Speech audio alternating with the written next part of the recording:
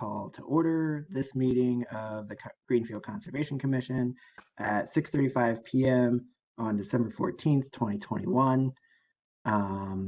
All commissioners are currently present. Just a note up front that this meeting is being held virtually, and should any technical interruption to the meeting occur and the meeting suddenly ends, it will not be resumed, and all items will be automatically continued to the next scheduled meeting date. Additionally, this meeting is being recorded, and if anyone else is recording the meeting, you are required to let me know now or before you begin recording. I do not hear anyone informing me, so I will assume that no one is recording. The first item on the agenda for tonight is approval of meeting minutes, November 23rd, 2021. Oops.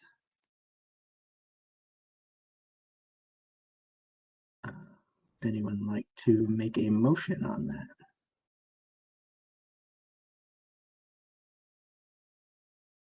Make a motion to approve the minutes from November 23rd, 2021. Is there a second? I will second that. Okay, motion by Erica, seconded by Fletcher. Any further discussion on the minutes?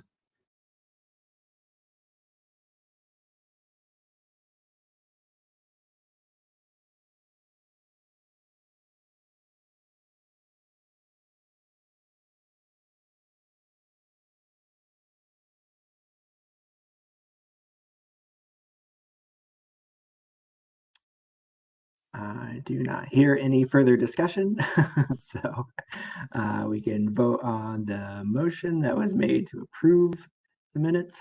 All commissioners opposed to approving them? All commissioners abstaining? Rachel is abstaining. All right, so that passes 4 votes for, 1 vote abstaining. Okay. And so we have no scheduled public meetings or public hearings at this. Let me just make sure I have the most recent version of this agenda up. Okay, yep. No scheduled public meetings or public hearings. So next on the agenda would be enforcement updates and other business. I do have, give me 1 second. Oh no.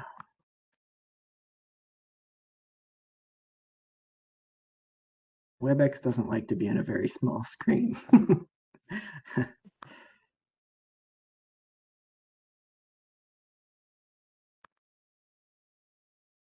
Okay, so we were provided with a memo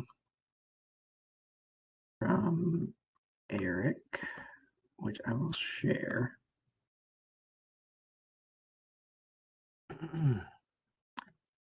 With enforcement updates. So first is 21 Spring Terrace.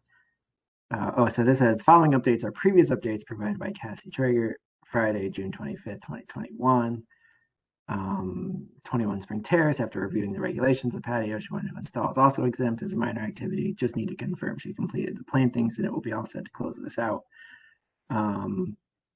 Eric's response for this meeting is, it doesn't appear from a drive-by done on November 30th, 2021 that these plantings were done. I've contacted Danielle Bonsanti by email and received a response back. The email is on the Google Drive under upcoming meeting. She stated in the email that they plan on doing the plantings in the spring. They were unable to plant them this spring due to the level of precipitation.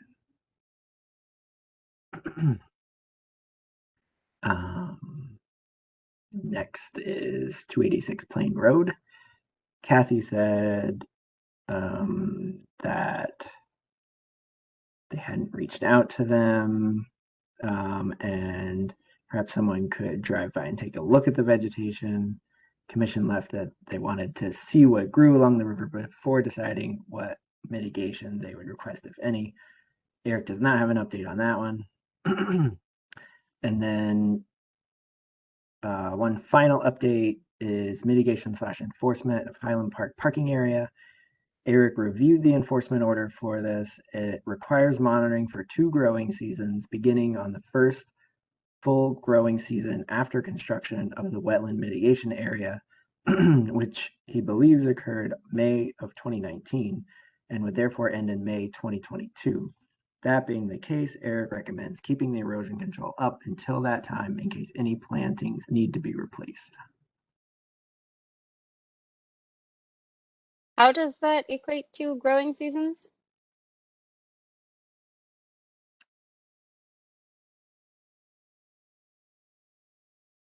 I guess if you consider the winter the growing season. Are we receiving copies of those, or are they just going to the DEP? The reports, the monitoring. We should receive copies of them. Yeah. I don't recall receiving any ever. I wonder if anyone is creating those. So this is Well- I requested that this project be added back to the agenda. It had gotten dropped Yeah. because the DPW, the enforcement order in this case was transferred to the city at the request of the mayor at the time, and the plantings were done by the DPW. So the DPW should be providing us with the monitoring reports. However, Bill Luttrell at the time had offered to do the monitoring, to train Sarah, who was the agent at the time, in how to do monitoring reports.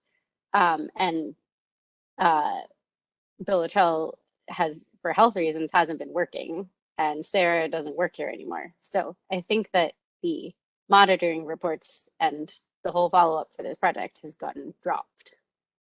Mm-hmm. I don't know who is responsible for the monitoring reports.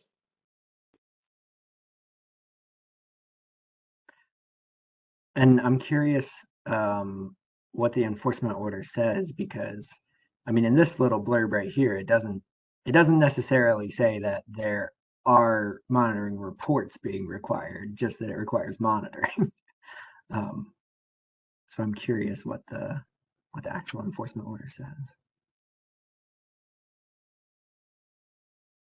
To backtrack to the first enforcement order Oh, on this sure. list, was there a deadline they needed to have those plants installed by? Or was that left open? I could look up the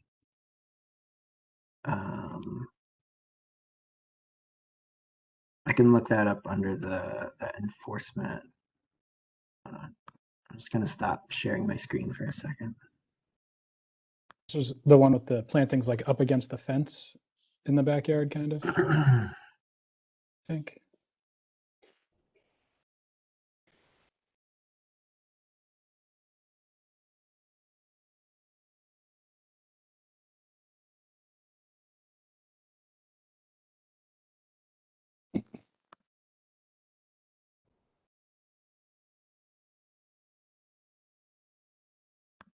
Okay, so I found in that folder that Eric mentioned, these are meeting minutes from January 26, 2021.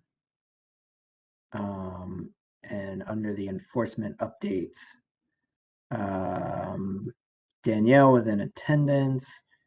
Agent Traeger provided a review of the violation. The commission determined that the property owner took reasonable measures to avoid a violation and no enforcement order would be issued. As remediation, the commission will require that the property owner plant appropriate native plantings along the edge of the driveway facing resource areas to mitigate the loss of permeable soil within the resource area. Agent Traeger will confirm in the spring that the planting has been completed.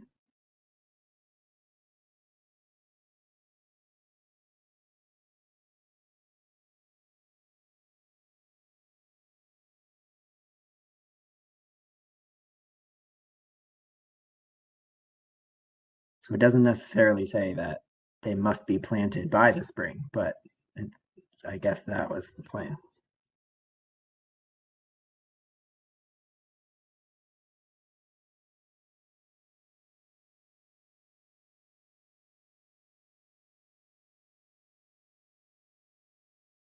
Any more discussion on that one?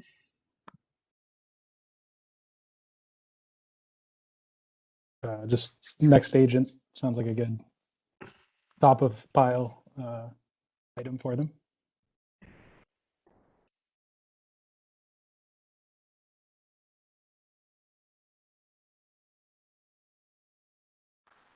And we do have Eric took pictures apparently. This is pictures from November 30th, 2021. Going back to the Highland Park. These pictures were included in the enforcement folder.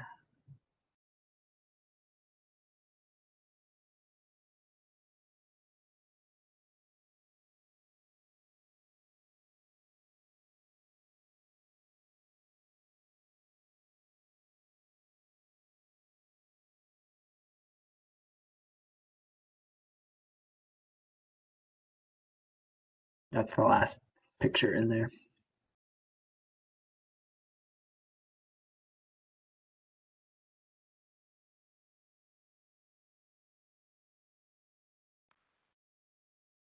I think it's worth I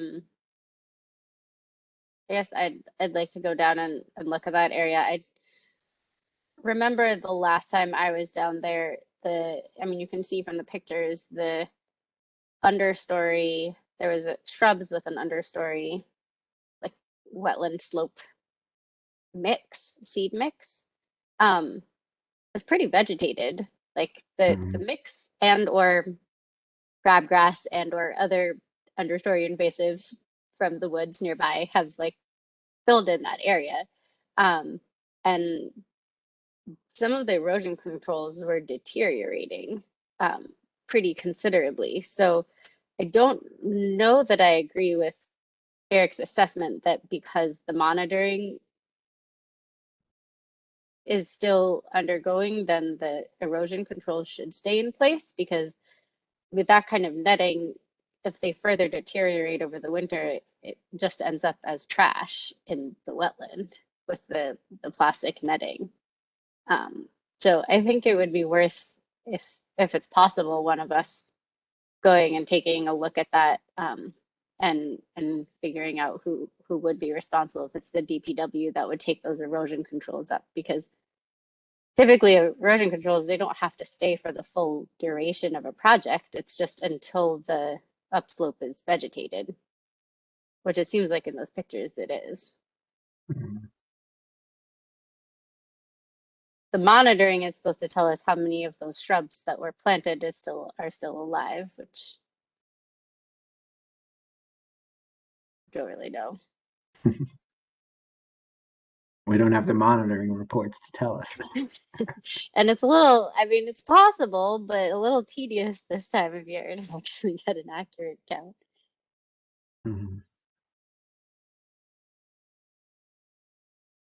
Okay.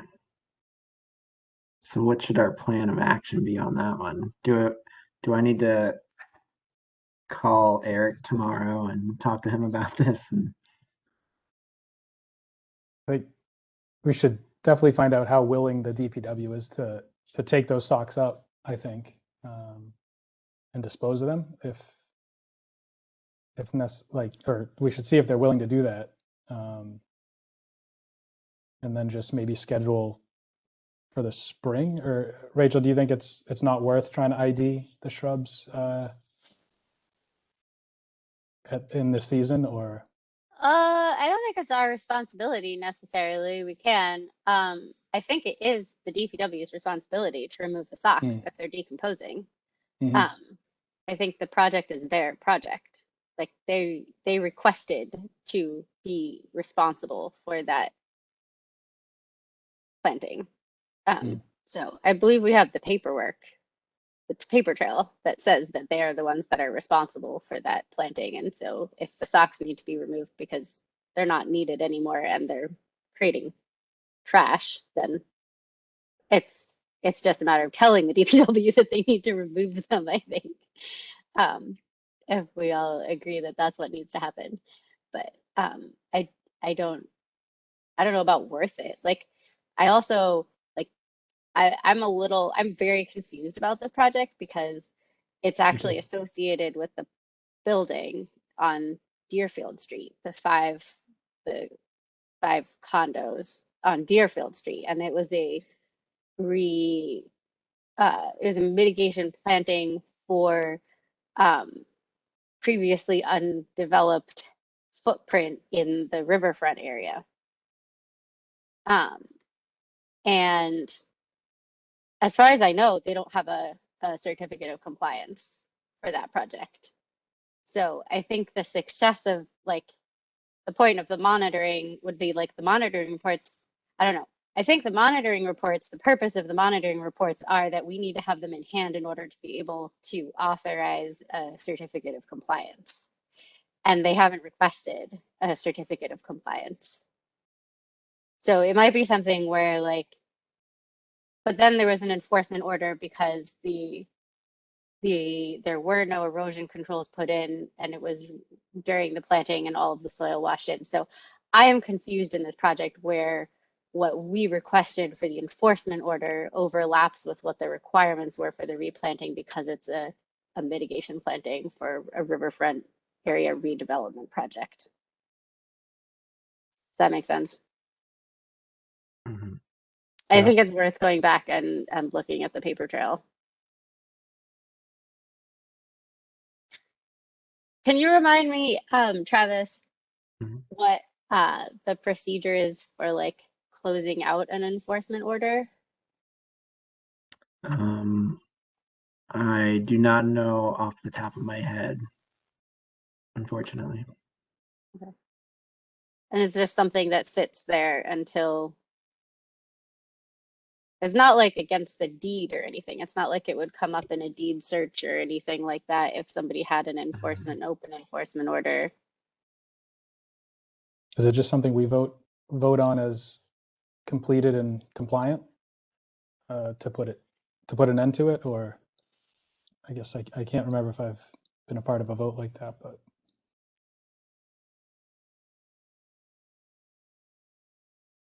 Yeah, I don't know if I have either. I've worked on a couple on the consulting end, and there isn't really any paperwork. It's not like, you get a COC because you can close an enforcement before you're ready to issue a COC. But the commission does all need to be in agreement and need to vote. And sometimes there's a site walk involved, at least in the ones that I've been involved with in the past. Mhm. And that's not including a DEP enforcement. That's just for a municipality. Mhm. So in this case, when the enforcement is against the DPW, I think it's just that like I don't know if Well, that's kind of it what just yeah, I mean, that's kind of what we did at, what's it called now? Miller's Meadow, the old Wedgwood Gardens. DPW had to fix, Mhm. that was like an enforcement against Mhm. DPW, right? Mhm. So it's not like it's totally unprecedented.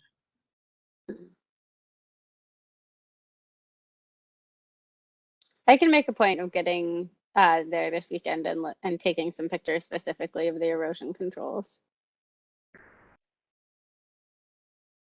Sounds good.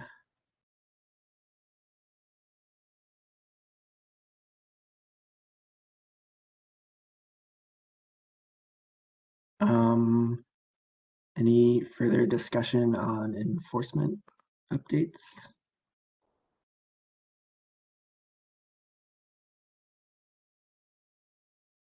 Okay. Next on the agenda is trail maintenance at Griswold GTD Conservation Area. I think that's just still on there because we haven't resolved anything yet. I don't have any updates on that. Lincoln said he was going to make it to our last meeting, but that didn't happen. And I haven't reached out to him again since the previous meeting. So unless anyone else knows anything.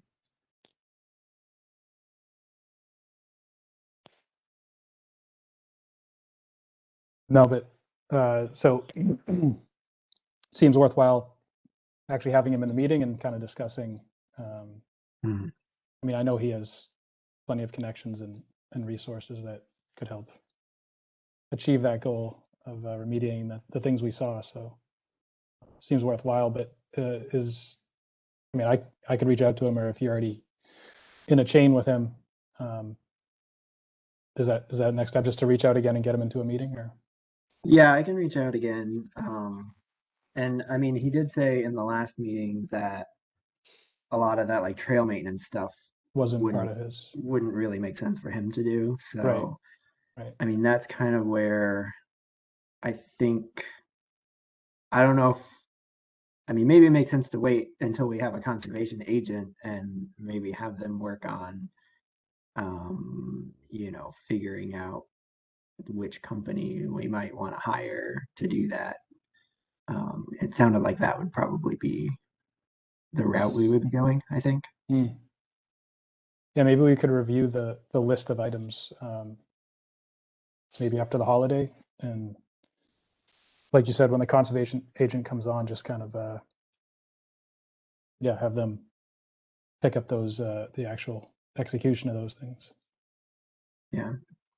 But I would just think Lincoln would have some good suggestions for potential contractors or whatever it may be. Yeah, and he did say in that email, as we mentioned in the last meeting, that there were some things that he did want to do, like updating the map and the information kiosk, the numbered trail system and things like that. So there definitely are things that he does want to do anyway, outside of the trail work. Okay, so I guess we don't need to do anything with that tonight then. Next on the agenda is Conservation Commission recommendation to the mayor on the City of Greenfield's right of first refusal for Chapter 61A release of parcel R1327. And I can share this document that we have.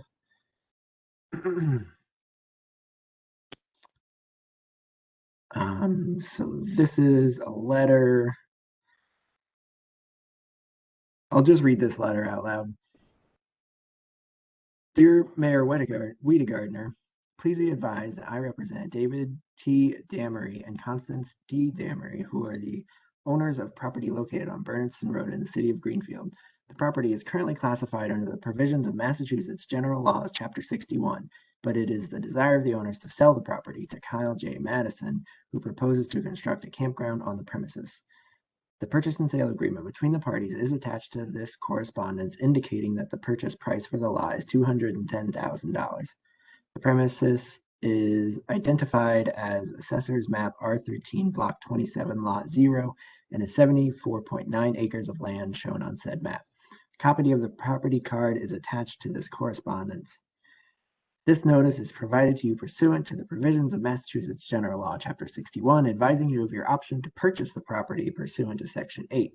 If you decline to exercise your option to purchase, I would appreciate it if you would sign the enclosed release or a similar form of release suitable for recording. By copy of this correspondence, I am also asking the Board of Assessors to calculate any rollback or conveyance tax which may be due on this parcel of land for which the release is being sought. Please let me know if you need any documentation to process this request. The address of the owners of the property is identified on the purchase and sale agreement, a copy of which is enclosed. Very truly yours, John P. Connor. So I can go down to the map or the property card.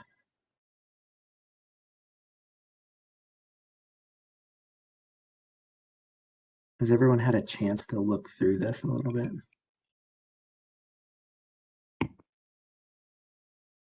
Little. I didn't read all of the documentation. I just read the memo and looked at the map. Hmm. It's pretty lengthy. Yeah.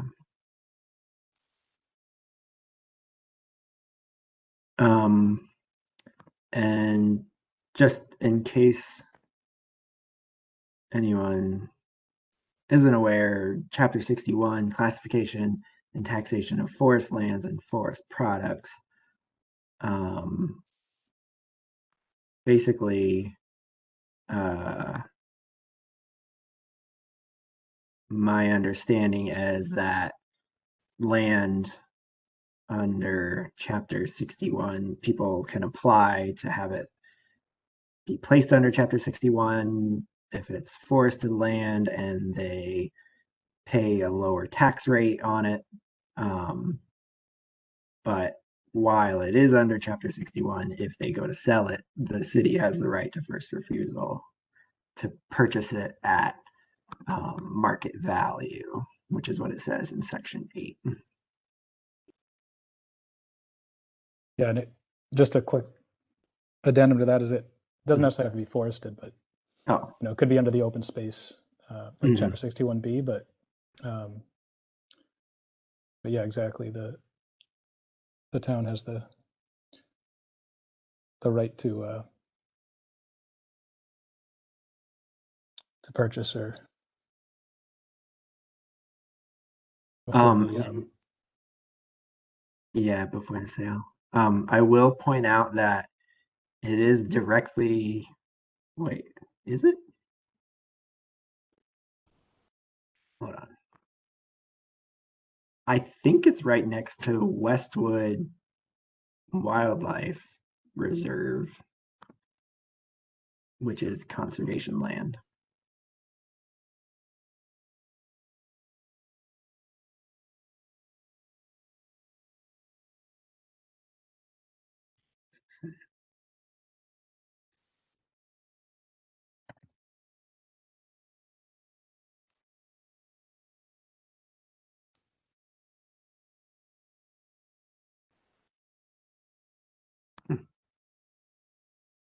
I'm having trouble with Mass Mapper at the moment, but I don't see the Yeah. shape next to Westwood. You might be looking at Lillian Street Conservation Area, which is Oh, right, you were saying that. listed as Westwood. Here, I'll show this. Oh, good thing there's that subdivision roundabout there that helps Yeah, anchor it. I think so I this see is it. that's the parcel there. I accidentally zoomed in too far. And Westwood is this one right next to it. Is that the one that doesn't have any access? It appears, well, it's kind of weird because there's like a little space going back that appears to be someone's driveway, but it's between the parcels. So it sort of seems like that's supposed to be a right of way to get back there. But I think essentially there's not really access to it unless you drive up that person's driveway.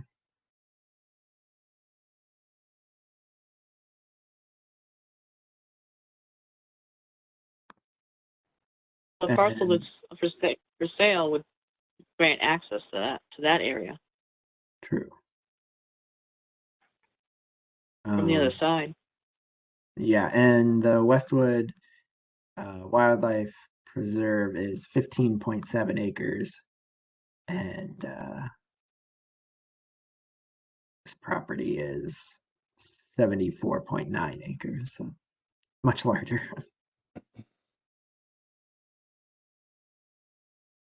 Yeah, I mean, that actually does kind of give there's a kind of a clear interest on behalf of the town there, but I don't know. I haven't knowingly been to that conservation area, so I guess I don't have an informed opinion about how that would add to it, but it looks pretty significantly harvested. But You that's a lot guys of looking land. at an aerial right now? Can you do a screen share if you have a ortho pulled up?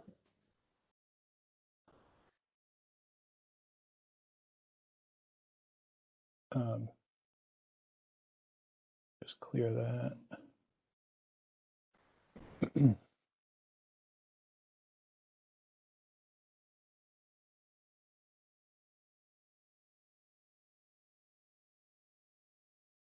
Can you see the aerial at this point? Yeah. Okay. Yeah, so here's the glitch I'm having with Mass Mapper is not being able to see my cursor, so I can't really like swing it around on the map for you. But the largest parcel in the picture here is the parcel in question, and then the little kind of rectangular one below it, or sort of within it at the bottom there, is I guess Westwood, and the access is, I guess, this the little driveway off the road there. And so, I'm sorry, you were saying that it looks like there's definitely frontage for the large parcel, but Westwood is landlocked, I guess, in this, except for that right of way. Yeah, it looks like the town has a right of way off of the road. So I guess technically there should be access there. But I mean, I think that's the one I've driven up, and there's not really any parking. You're parking in front of somebody's house, and if you actually want to go in there and hike or something. Is this a 2019 ortho, Fletcher? Yeah. Oops. It looks pretty closed canopy. I mean, this could be a potentially 90-acre contiguous forest if the town wanted to go for it, but Yeah, do you think that's like just the hardwoods that are creating those gaps, or it looks, I can't tell like how harvested or not it is, but it could just be hardwoods. But let me just look at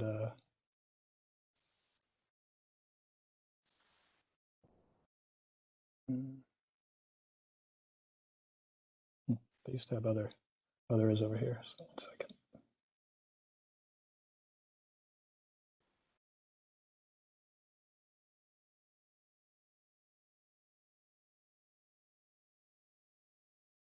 Yeah. So that's 2011 to 12. And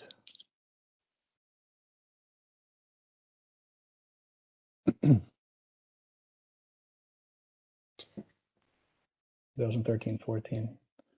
It was, no, can't tell if it Well, was it's cut or not. crazy how the Westwood boundary is really apparent. Yeah. Yeah, I imagine that's because Westwood hasn't been harvested, but let's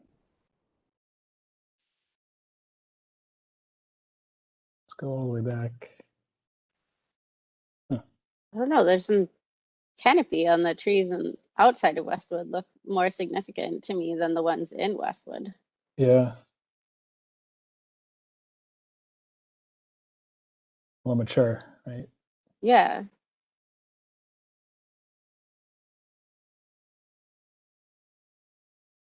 yeah, looks like we lost some coniferous canopy cover in there. I think that you're right. It looks harvested. It's hard. I see what Rachel's saying though, like in this, excuse me, in this picture, it almost looks like Westwood is sort of sunken, as if it was younger. That's 2005. But in this one, definitely looks like there was, let's see, different seasons. This was maybe a little more leaf on, I guess, or maybe not. Yeah, I mean, it looks like in, it's really frustrating not being able to point, but it looks like in the sort of central northern section, it's definitely thinned. But again, it's hard to tell with these different photos.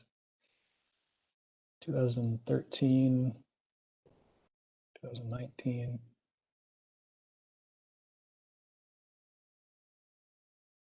Yeah, I mean, I'm definitely seeing gaps in that aren't just leaf off. Anyway, looks like it's been harvested It's a pretty good, lot but drier. It's when you're flipping back and forth there, the pond on the upper right, you see it like grow like double in size oh and yeah, then shrink to half. Like, yeah, look at the difference in the water level yeah, that's or in the only, wetland or the. it's only 5 years. Let's see, back in 2005. Oh, wow. Hmm. Slightly, again, different season, but looks more significant there for sure.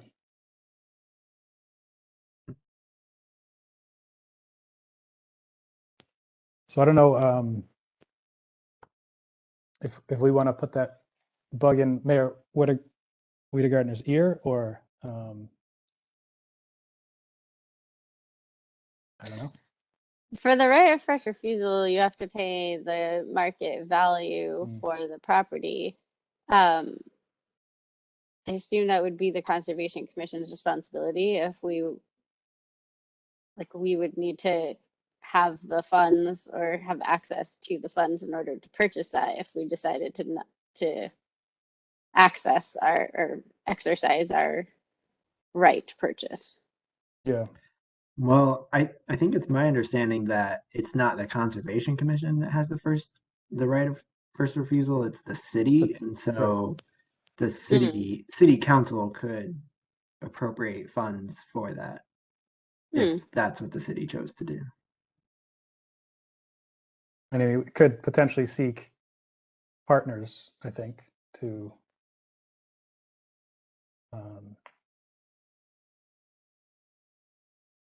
yeah, I think to assist, whether it be a land trust or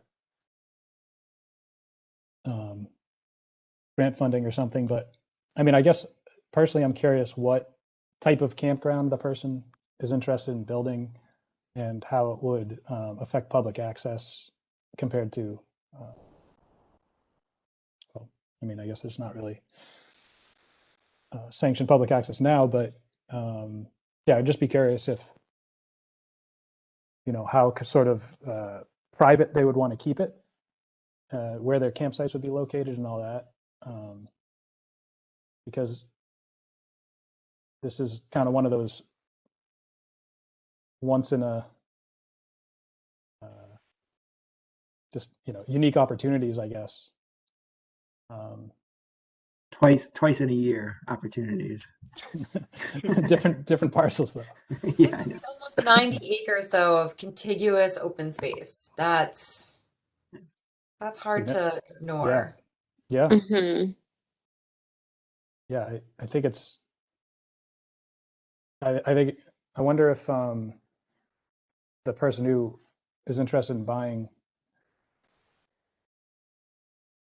Yeah, I don't know. It seems like it could be a sensitive sort of issue in how to approach it. Like invite them to a meeting, but then,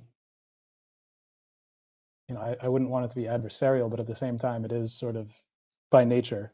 You know, if they want it for this, and we're suggesting that maybe it would be good for this. So, I don't know. I feel like I need to reach out to someone who's dealt with a similar situation. Yeah, and it would be good to know exactly what they plan to do. Is this vehicle camping, like camper camping, you know, Right. Yeah. or Mm. tent camping? It's going to be a bit noisy towards the road there in the back. So I wonder if it's like going to be limited to a certain area. Yeah, because if they use the whole 75 acres, that's gonna be massive campground. Yeah. I'm not sure how they think they're going to fill it around here. I mean,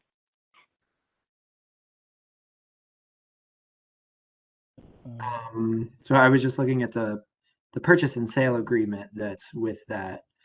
And it seems that that was signed by the buyer and the sellers on November 12th, 2021.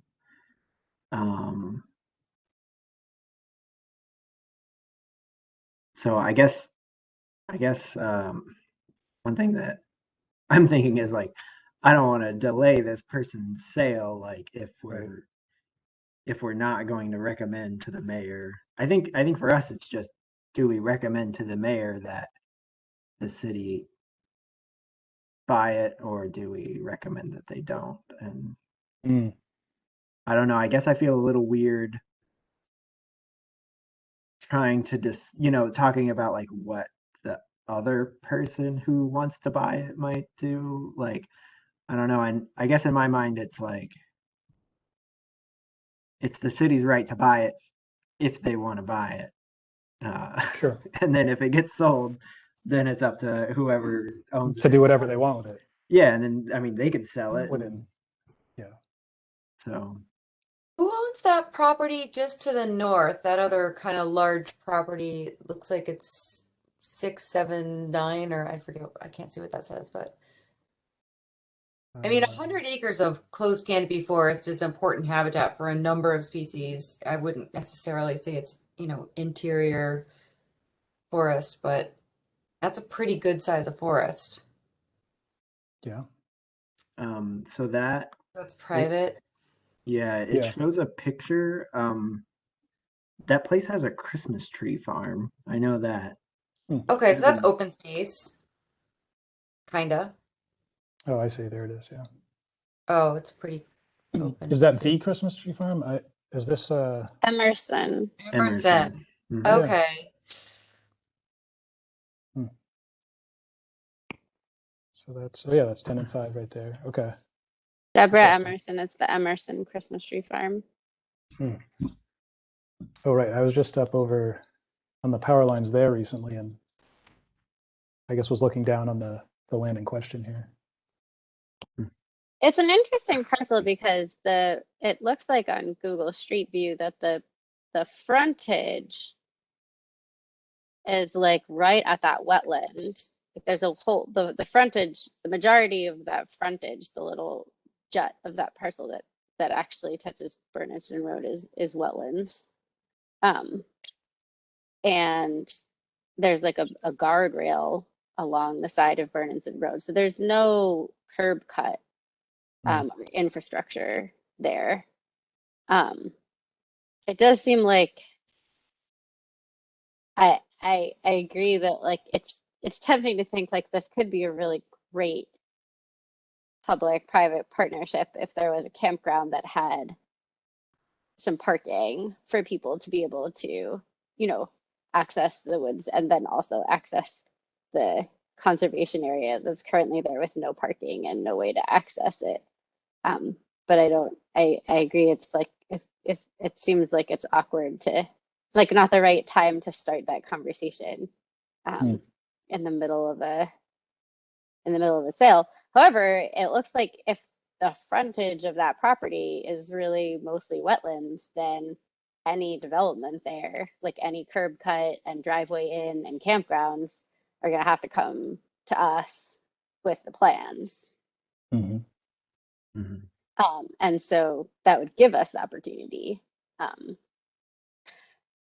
Travis, if we make a recommendation to the mayor that they purchase this property because it abuts a land that is already in conservation, and it would create, nearly 100 acres of contiguous open land in conservation, which would be very beneficial for the city.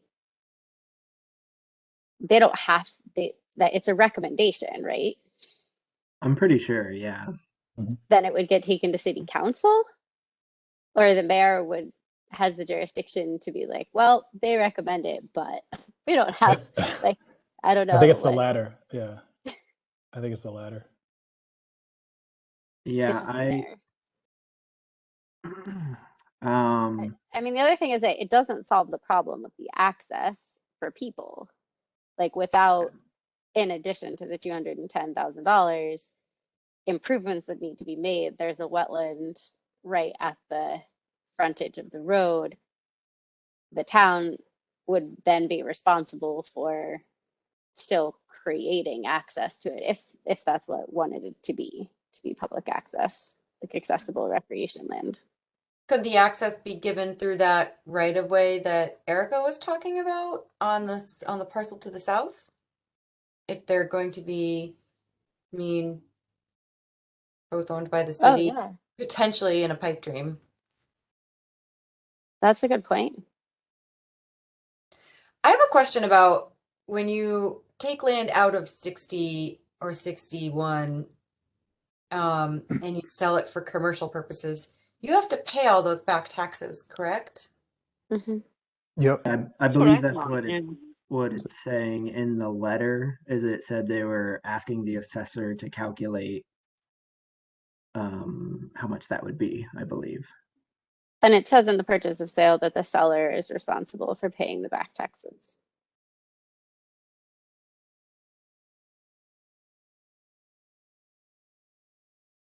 That Either back taxes could be come out of that $210,000. that could be pretty significant.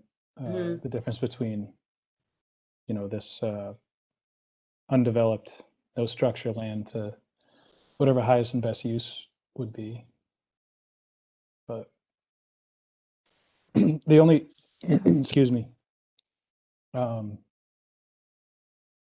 Yeah, I guess I feel sort of torn because, like you said, there's a purchase and sale, obviously, that triggered this. But there is I think, a good reason to look at the possibility of the city acquiring this. But there's also, I suppose, the possibility of like the city acquiring some of it, and the campground acquiring what maybe they're only going to do a campground on, the northeastern part or something, and we could, figure out some mutually beneficial possibility. Which the only way to do that, I suppose, is to again engage them, but it's not really we're just, like you said, making a recommendation to the mayor, and then it's totally up to the mayor or city council whether to even engage the person. So maybe we could make a recommendation that this would be instead of just saying like, look, we think you should buy this, to say that this would be a very significant ecological and open space addition to the Westwood area, and we and that,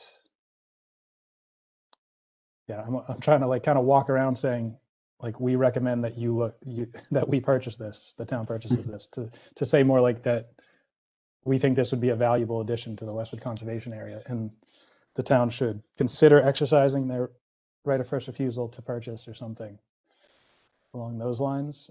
Just because, like, again, I don't want to, a campground is not the worst of uses, even if it's some trailer, some what do you call those things? RV accommodations there. But I don't know. I've seen like you ever seen those campgrounds in along the Deerfield that are just like like wiped of trees, and it's just like that wouldn't be good. So yeah, I don't know. I guess I'm personally kind of leaning in towards us saying, writing something that essentially says that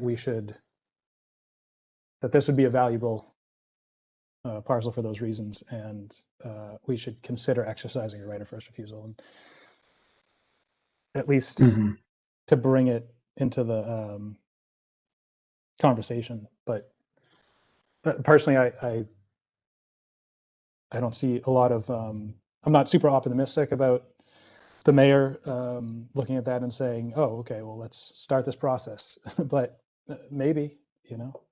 Mhm. I I'll agree just, with you on both counts. I'm not super optimistic, but I think this is our responsibility to voice our recommendation that we would like to urge the mayor to consider this as a possibility.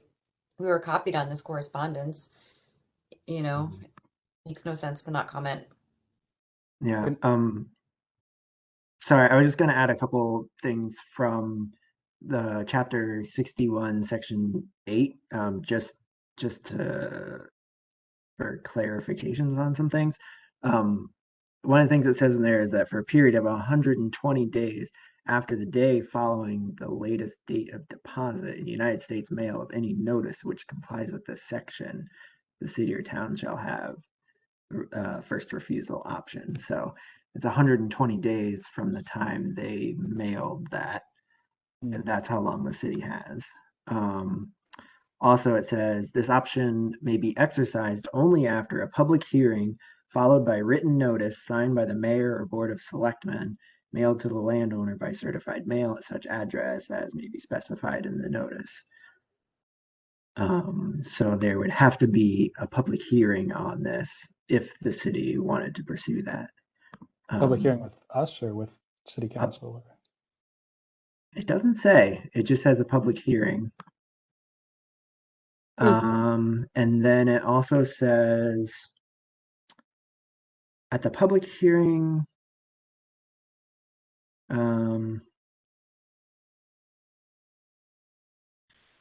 or a further public hearing, the city or town may assign its option to a nonprofit conservation organization or to the Commonwealth or any of its political subdivisions under terms and conditions that the mayor or board of selectmen may consider appropriate. So a nonprofit conservation organization could be the one purchasing it if the city or town gives its option to that organization.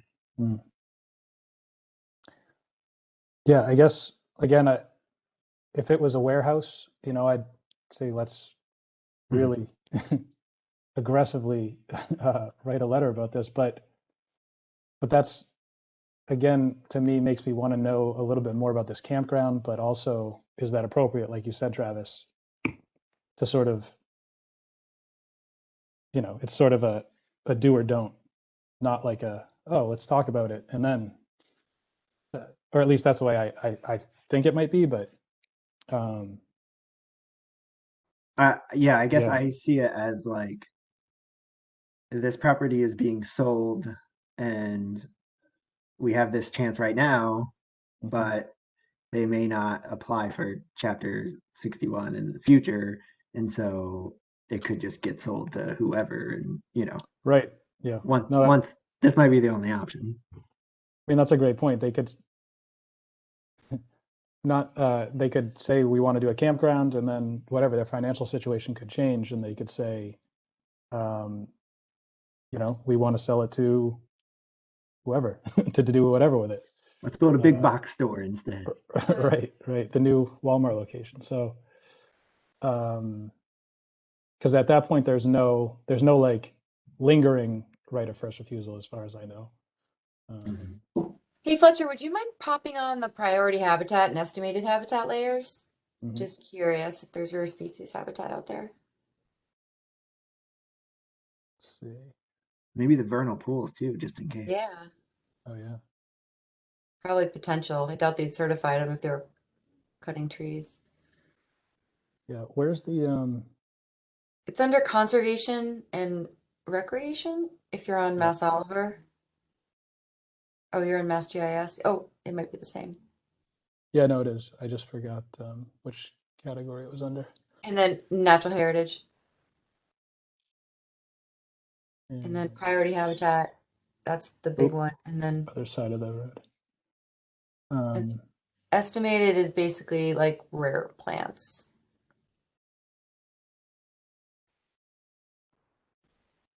Maybe we should None of combine those. this.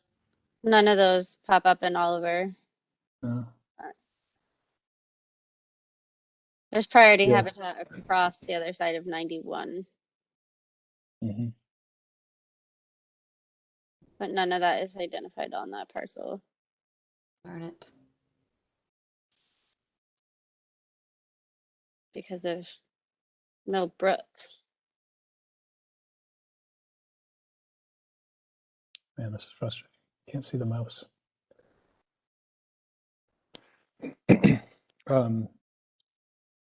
Hmm. Yeah, so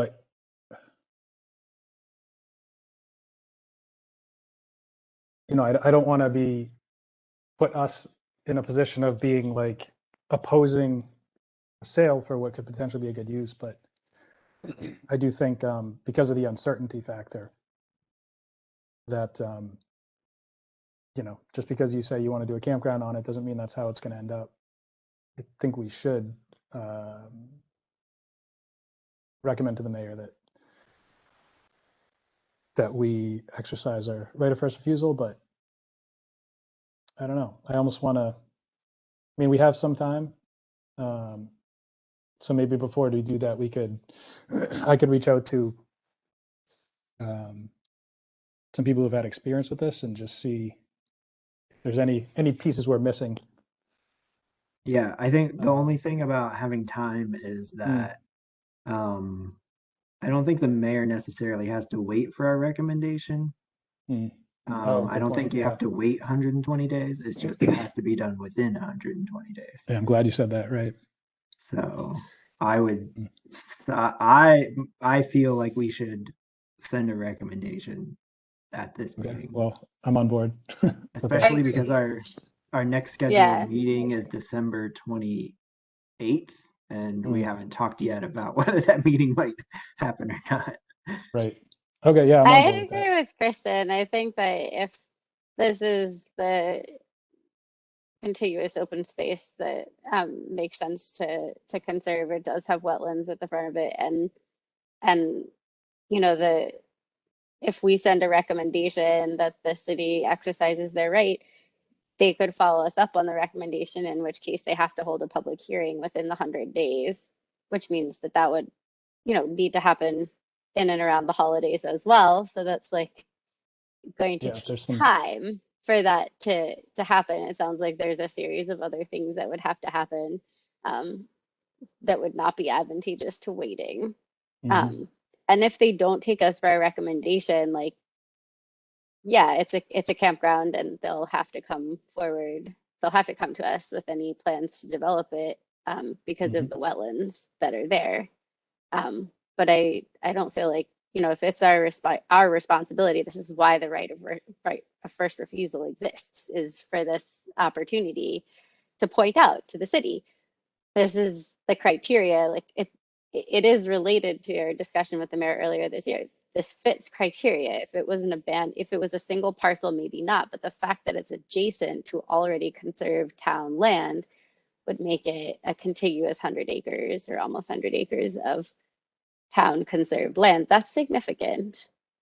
And I think it's worth us writing a letter to recommend that they consider it. I guess we all agree. Or Erica, what do you think?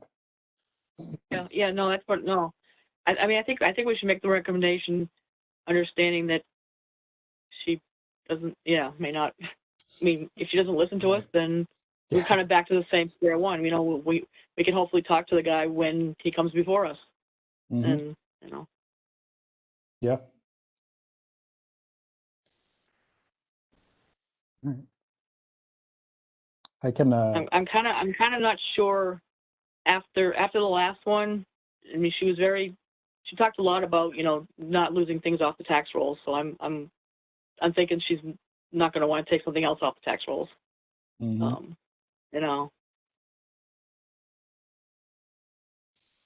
I mean, it'd be great to have it, but I think I'm not. our recommendation isn't necessarily what the mayor may or may not do. It's what we recommend that the mayor does. Right. Yeah. Right. Well, that's what I'm saying. If, So I think we should recommend it, just knowing that it's probably not going to happen. But yeah, and if we use the option of involving a land trust, then there would still be tax revenue. that's true. Yeah. So, but maybe not as much as a campground, but. No, but would keep it on. So.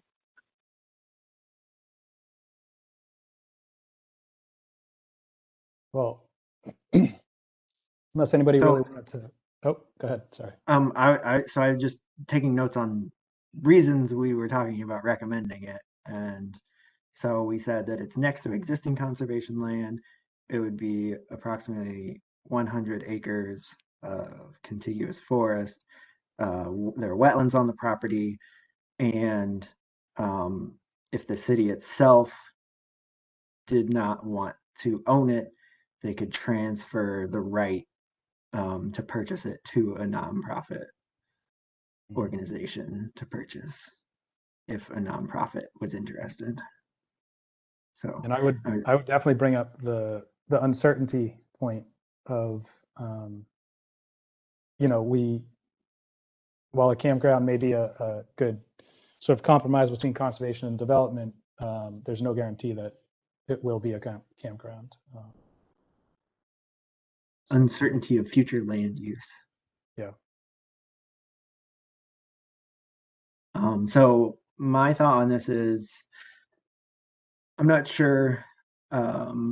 Eric in the past has been willing to send letters on behalf of the commission to the mayor's office. So I think if we made a motion and voted on that, I can call Eric tomorrow or something just to follow up to see if he wants to be the one to send that, or as acting conservation agent right now, and then see how that. Yeah. So I guess anything that we might want to mention in the letter, maybe add that to your motion if someone wants to make a motion.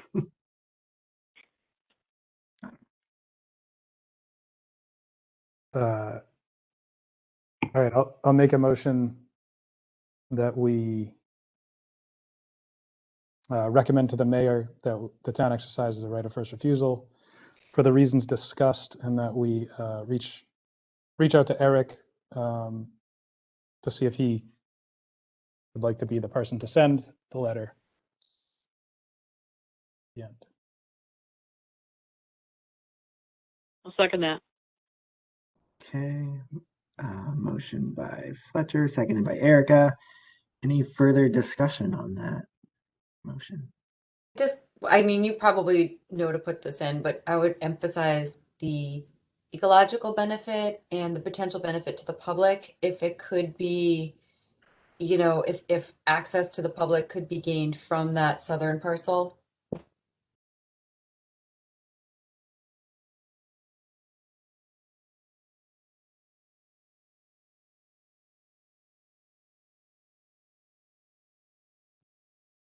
Isn't that close to Murphy Park too, kind of? Or am I making that up? Yeah, It's like north of Stoneleigh Burnham School. Get your Christmas trees at Emerson or whatever that farm is called. It's actually, so that parcel is for the access, I think. The access that doesn't exist is like, it looks like it's right across the street from the new center school driveway.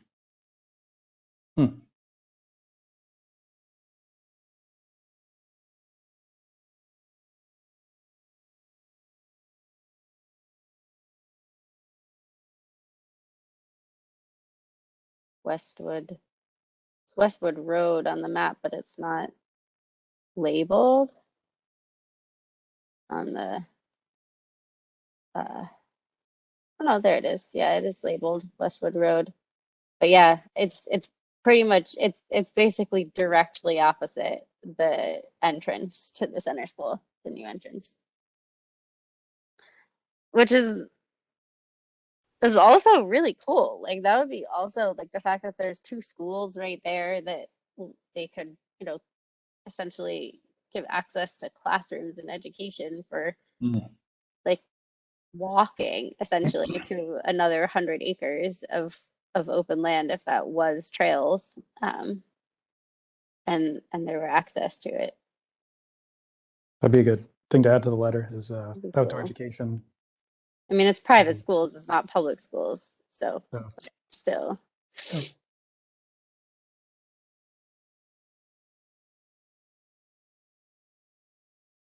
Any further discussion on that? All right, seeing no further discussion, we can vote on the motion to recommend that the city exercise its right of first refusal for, I just wanted to say what this, parcel R1327. All opposed to the motion? Fletcher, your video just went off. I just want to make sure you're still there. Okay. Anyone opposed to the motion? Anyone abstaining? Okay, then it passes unanimously. And we will recommend that the city exercise its right of first refusal on that property.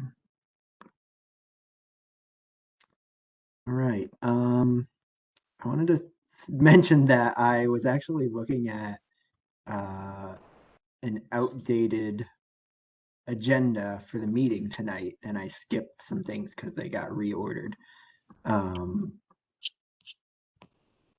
The newest one has extension of the order of conditions for 125 Mohawk Trail DEP 168-0323 before the trail maintenance at Griswold that we already talked about. So we can get to that now. Okay, hi. Kishore Parmar from Parmar's Property North. My family owns that parcel at Mohawk Trail. Bought it a couple of years ago, tore it down, and due to COVID, our plans were put on hold. Things are picking back up, and we want to start the project sometime next year, beginning with the first, the commercial end of it, which is the front parcel of it and the shops there. The plans haven't changed whatsoever. They do change. We do know that we have to re-meet with the planning board and conservation committee. And our request right now is, this extension on the permit so we could get started and pull the building permit and start construction sometime in the next several months. Okay. Any questions? Yeah. Does anyone have any questions? A standard extension is 3 years, is that correct? Are you asking for the 3 years or the 462 days? Probably 462 days would suffice. I know at one point, I think to technically, and you might want to double check this, technically due to the governor's orders, were permits extended automatically. But we probably only need the 400 and some odd days right now. We would like to start it within the next year. I think the permits were extended as long as the state of emergency was in place. But once the state of emergency was lifted by the governor, then there was a period of like 45 days or something after the state of emergency was lifted for projects to get in compliance again. Yeah. Okay, understood. I mean, it's not a big deal for us to come back anyways. It's not, I don't mind whatsoever. So, but I mean, it seems like it might be worth if there's a 2-year that it's less paperwork on everyone's end for you to come and close out a permit earlier than your deadline than it is for you to request another extension. I don't know how many extensions you can request off of one permit. If 2 years is, if you allow 2 years, then so be it. I would take the 2 years.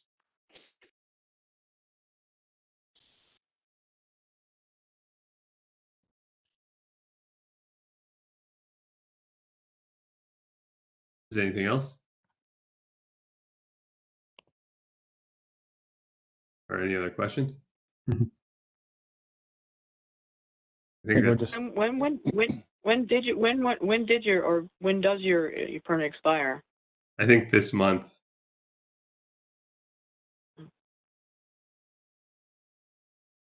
I have a question. Forgive me, I wasn't on the commission when this was issued in 2018, so I'm not familiar with the wetlands out there, but are we confident that the wetland line hasn't changed? It's kind of old at this point.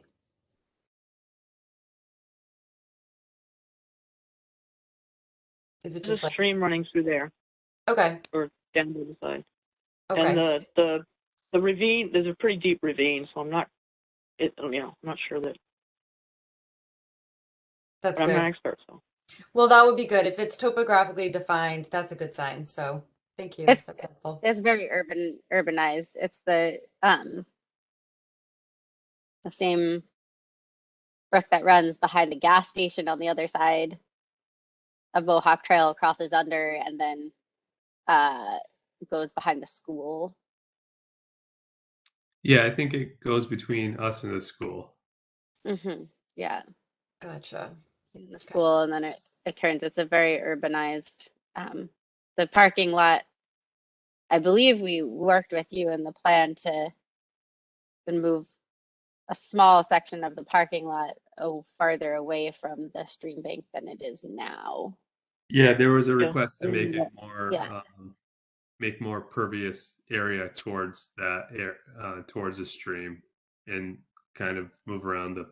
I think there was like 4 to 6 spots from what I recollect that. Yeah. That It lines was up with requested to our move. Yeah, and the engineers, our engineering firm CHA, moved them over. It looks like there's a form to fill out to request an extension permit on an order of conditions.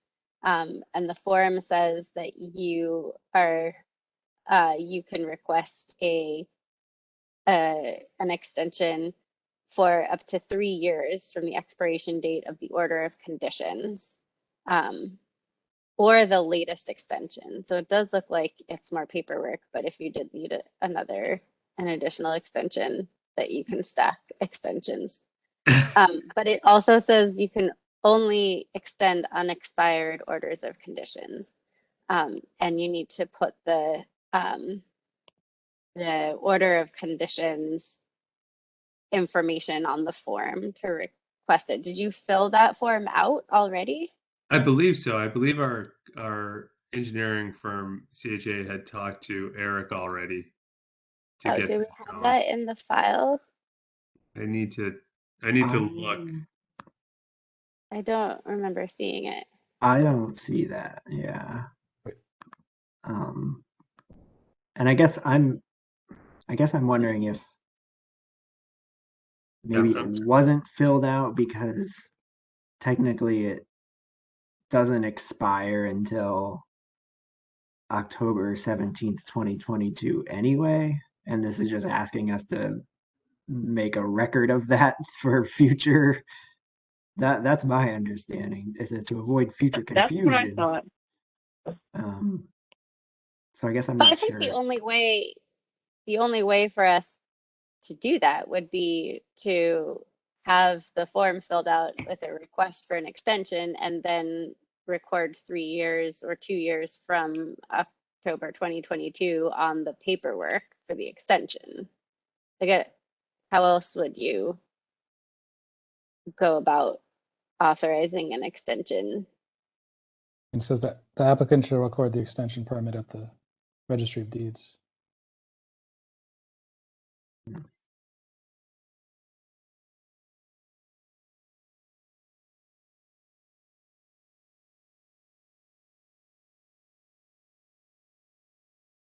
What is this supposed to be? An application for a 3-year extension? I thought this was going to be.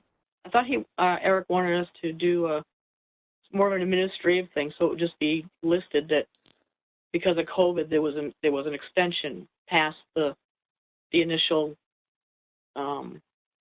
day. I mean the initial.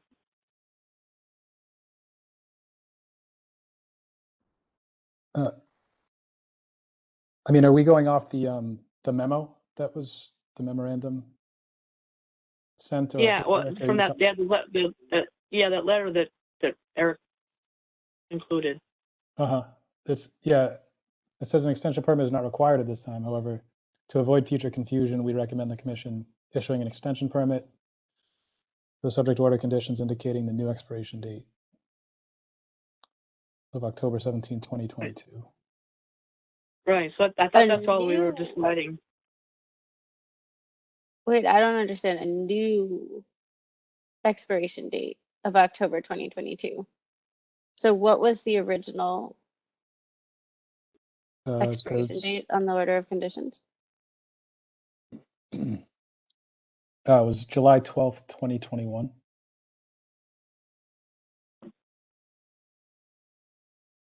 But then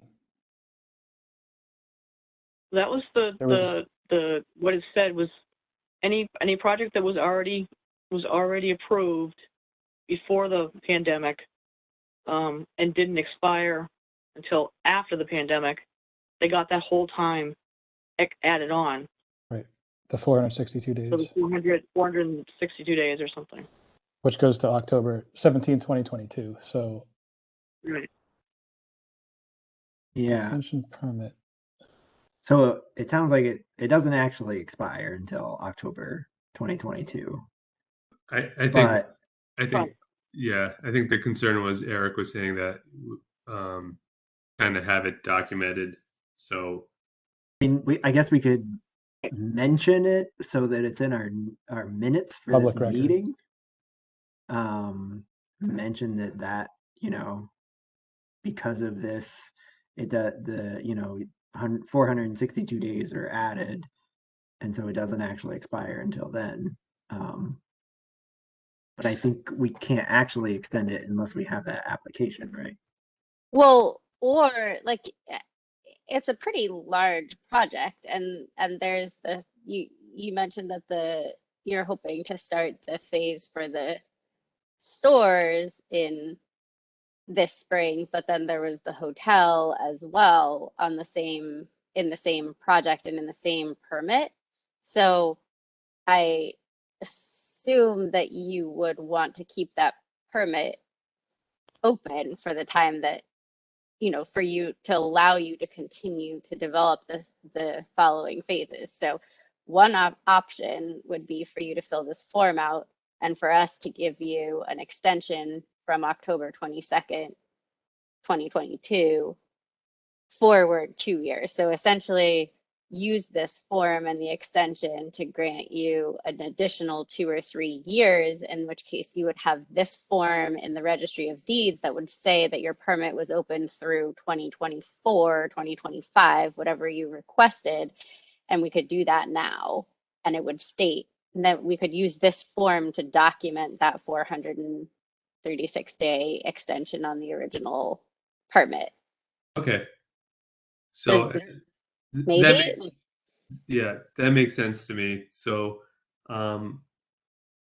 with that said, I fill out the form to get the 2-year extension, but can we also start construction at the same time, seeing that we do have, at least on the retail portion, can our builders pull the permit from the building department to start that phase of it?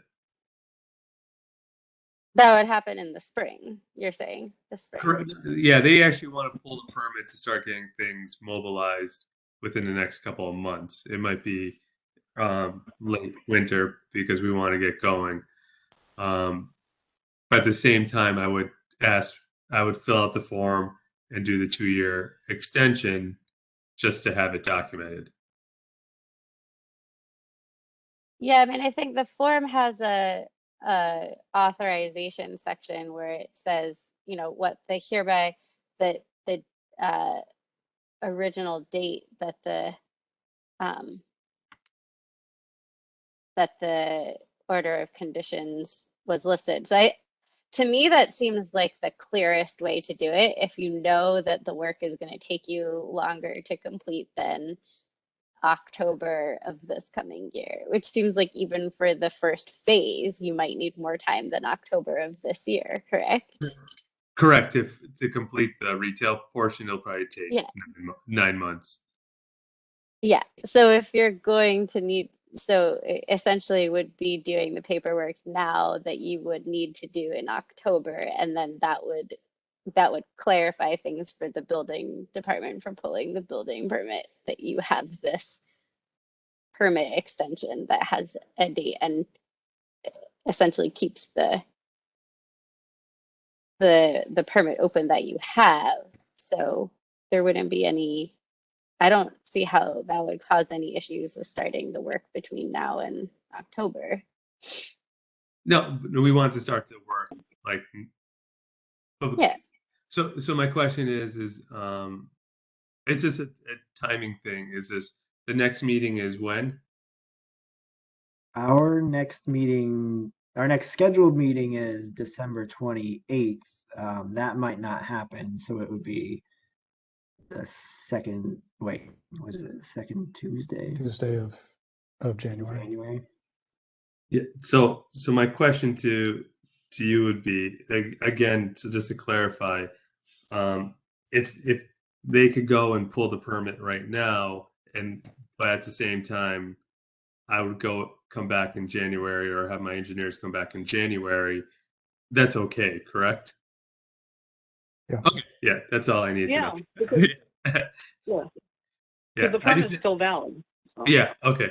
Yeah. I just wanted to make sure in case they had to go talk to Mark Snow or building department, and he needs a sign off from the Concom and Eric and everything. So I just wanted to make sure that's still in place. Yeah, because of the pandemic extension. Okay. Great. You're still in the. Yeah. Basically, it seems like the permit's still valid through October 2022, even though there isn't a piece of paper that says that. So yeah, which is the ambiguous part. It's two you just pieces of paper. might need to include the explanation of that with your permit application. No, yeah. So I'll work on that this week or early next week to get that going. With I'll do it or CHA will do it, and I'll hand it off to submit it to Eric for now. I'm assuming. Yeah. Yeah, and then once that's all done, get it documented into the registry of deeds and add that in. Okay. Sounds good. All right. Thanks. All right. Thank you all. Take care. Mm-hmm.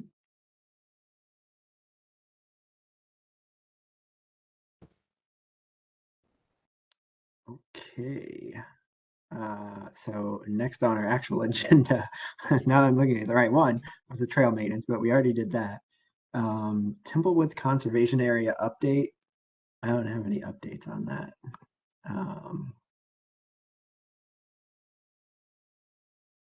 Let me just make sure. Eric.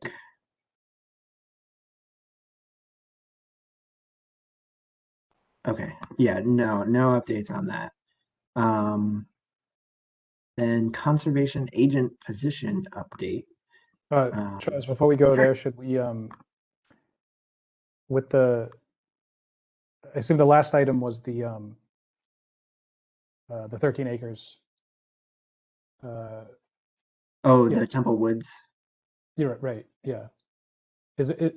Do we want to reach out to the mayor at this point, or was that sort of? I'm just trying to remember our last decision was. Yeah, I mean, I think I was hoping that I would still get a response from my previous email. Which has happened. That's all I'm saying is I could reach out or like if you don't want to be the person that is now reaching out like a third time, could hand it off, or we could wait. I mean, I don't know that there's really a risk to waiting, but I also wouldn't want to be caught behind, kind of like we were originally, where like, oh, we didn't tell you about this. Yeah, this is like we're doing this thing. Like, oh.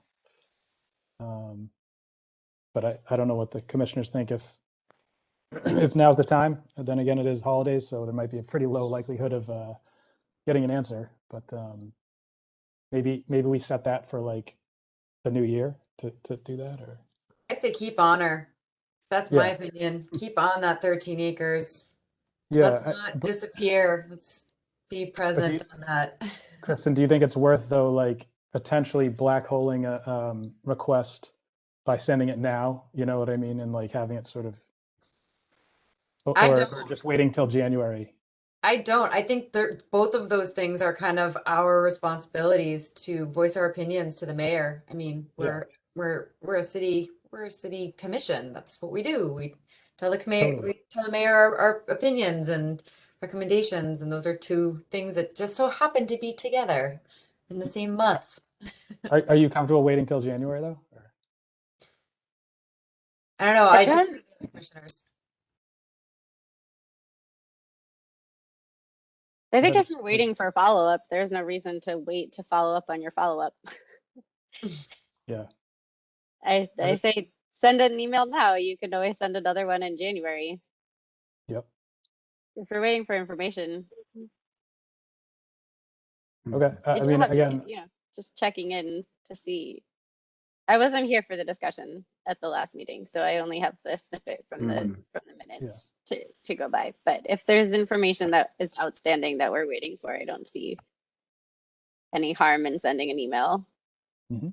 Yeah, just following up, kind of friendly email. Do we know if we're on the agenda for the city council for that, or is this not even progressed to that level?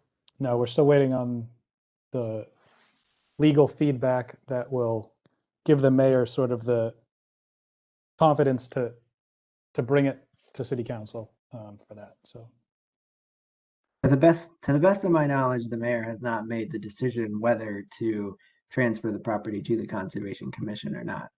Mhm. Because it could, the city could keep the land as it is right now, which would not have protection, or transfer it to Parks Department or Conservation Commission or Mhm. the I think it's mayor's important to office. show we haven't forgotten about that and we're not going to let Yeah. it just fade away. It's an So important issue. yeah, so I guess one question I have is what specifically we're asking.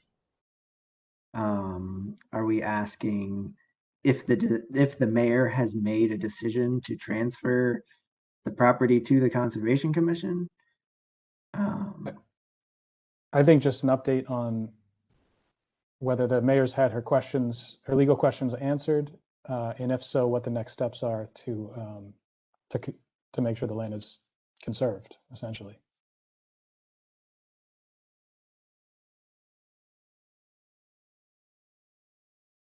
So the minutes from last one say the commission understood from the legal opinion that was read that I'm not sure, with the current control is under the mayor's office and that there is a process to transfer control to the Conservation Commission. Oh, Rachel, I'm going to cut you off. That's actually for Temple Woods and not the 13-acre parcel.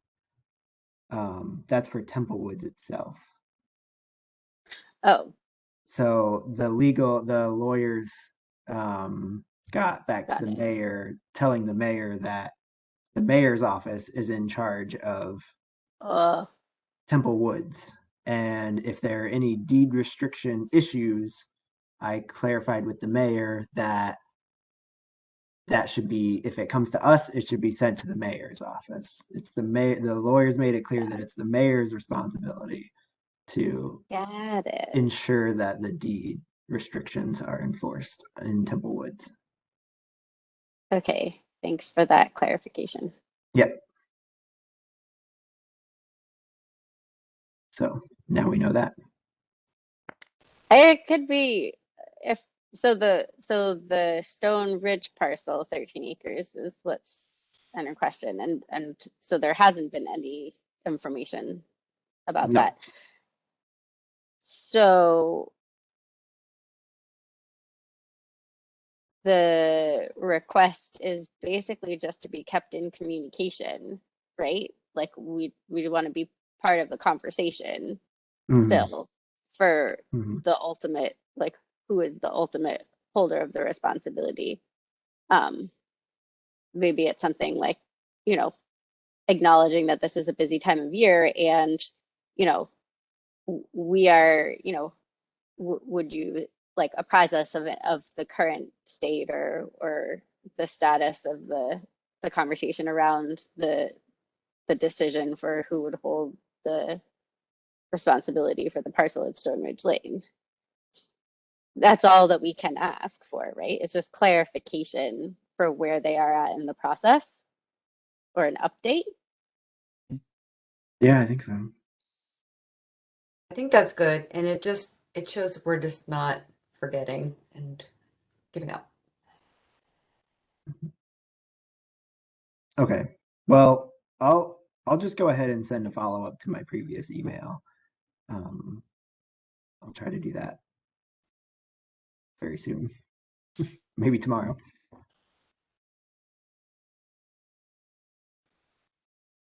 Anything more on that? All right. So next is the conservation agent position update. Eric says the city of Greenfield has made an offer of employment for the conservation agent position to Amanda Smith from the town of Granby. Based on her interview, she will likely start by mid-January. As of the writing of this memo, Eric has not heard back whether she has accepted the offer. So that's good that progress has been made.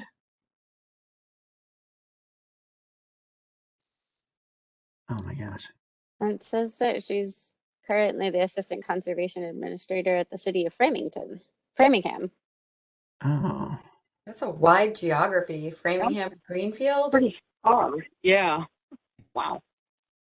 which, where are you reading that? I don't know. I'm guessing. I guess it's that Amanda Smith. It's Oh, LinkedIn. okay. Okay. I thought you were looking at something Eric had sent, because he sent a No, couple different memos and they have like different things, and I want to make sure I was looking at the right one. it's an Amanda Smith who's a current commissioner on Granby's Conservation Commission in Granby, Mass. So I derive like from the LinkedIn profile that she is a current resident of Granby, Mass, since she serves on the Conservation Commission. Well, Yeah. anyway, it says her LinkedIn, and then she is the assistant conservation administrator for the city of Framingham. But Yeah, That's a Eric. very quick super sleuth move. LinkedIn. Eric, yeah, Eric did mention to me that she is currently on Granby's Conservation Commission. So that is probably her. Hmm.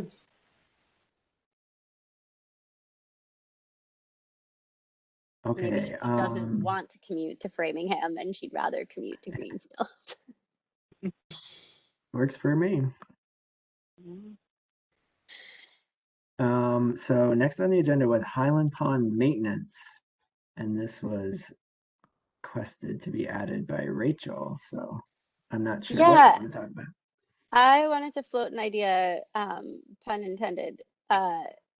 There's so the Highland Pond is like come up more recently, I guess, for whatever reason, in the recreation department, because of the previous mayor wanting to turn it back into a skating pond. But the environmental issues that were discussed at that point that were not brought into our court really were sediment and nutrient buildup in the pond that is exacerbating algae and duckweed growth. And the physical sediment that's filling in is from parking lots, and there is there's point sources of sediment that would need a larger project to assess. But I the North Creek Nurseries, which is a wholesale nursery that we work with, published a results from their on-site ponds where they have developed these kind of floating islands. They're trays that fit their plugs, which are really deep-rooted plugs, and they have, for the past 2 growing seasons, floated these trays of plants in the ponds around the nursery, which receive runoff from fertilizers and things, and has seen like a huge decrease in the algae and the duckweed that fills the pond. And so I was curious if that's something that maybe would be worth trying and seeing if we could slow the sedimentation and the sort of changes in the pond. And I'm not sure if something like that, it would be a seasonal maintenance. So they have to be floated in the spring and then removed in the fall so that the plants aren't decomposing in the water and then releasing all the nutrients back into the water again. If that's something that would be like viable for us, like fall under our jurisdiction, like can we use money to do that? Because it would be a good project to see if it could help slow down some of uh, the sediment fill up of the pond, or is it kind of not part of, not really our role? Like, is it worth exploring this idea or not? That's sort of what I wanted to float. I think it sounds interesting. I'd like to see the article. Can you share that? Yeah, I was gonna say, is he Oh yeah, something, yeah, that we can read? sure, I can do that. How would the plugs manage sediment? I mean, I could see how they would manage nutrients, but Nutrients, not the sediment. okay. And then I'm also curious, like, I don't remember what Highland Pond looks like off the top of my head. I think I'm getting it mixed up with something else, but how does that island not get stuck in the marginal vegetation along the edge of the pond? Wouldn't it get kind of trapped and just kind of hang out in one spot? How does It it balance might, it out? it might not matter as much as long as it was still somewhat suspended and the water flow, because the water flows through the pond. So I suppose even on the marginal edges, like it would get less water flow, but it would still be uptaking nutrients out of the water. But that is a good point, especially since the pond is extremely shallow. Um, this summer, at one point, I would say like 2/3 to 3/4 of it was duckweed. Yeah. It looked like you could walk over it. Mhm. It was that filled in, and I haven't seen it that filled in previous years. Are these I styrofoam think islands? No, I think they're black plastic, like durable black plastic. I think the trays would be taken out over the winter and then reused the following spring, and the plants would need to be composted. maybe they could be like loosely tethered so they could still move around, but they wouldn't get all the way to the edges or something. I mean, I think I would want to like reach out to the nursery and get more information from them and maybe ask Yeah. if they would sort of review our specific like setup and advise us on whether they think that it would be appropriate for our situation, especially given the shallow depth of the pond. I think that would be a really important question for them. Yeah. I'll just add that I've seen these types of things used in Nashville, Tennessee when I was working there. We had some of those in a pond in a public park that received a lot of stormwater runoff. I'm not sure how effective it was, but they were using it there too. Such a good idea. It's brilliant. That sounds good. Would it be taken out during the freeze or? It would have to be taken out because otherwise the plants would decompose in the water and release Right. all the nutrients that they'd That's a absorb good back point, into yeah. the water again. So Right. it has to be removed at the end of the growing season and then reestablished in the spring.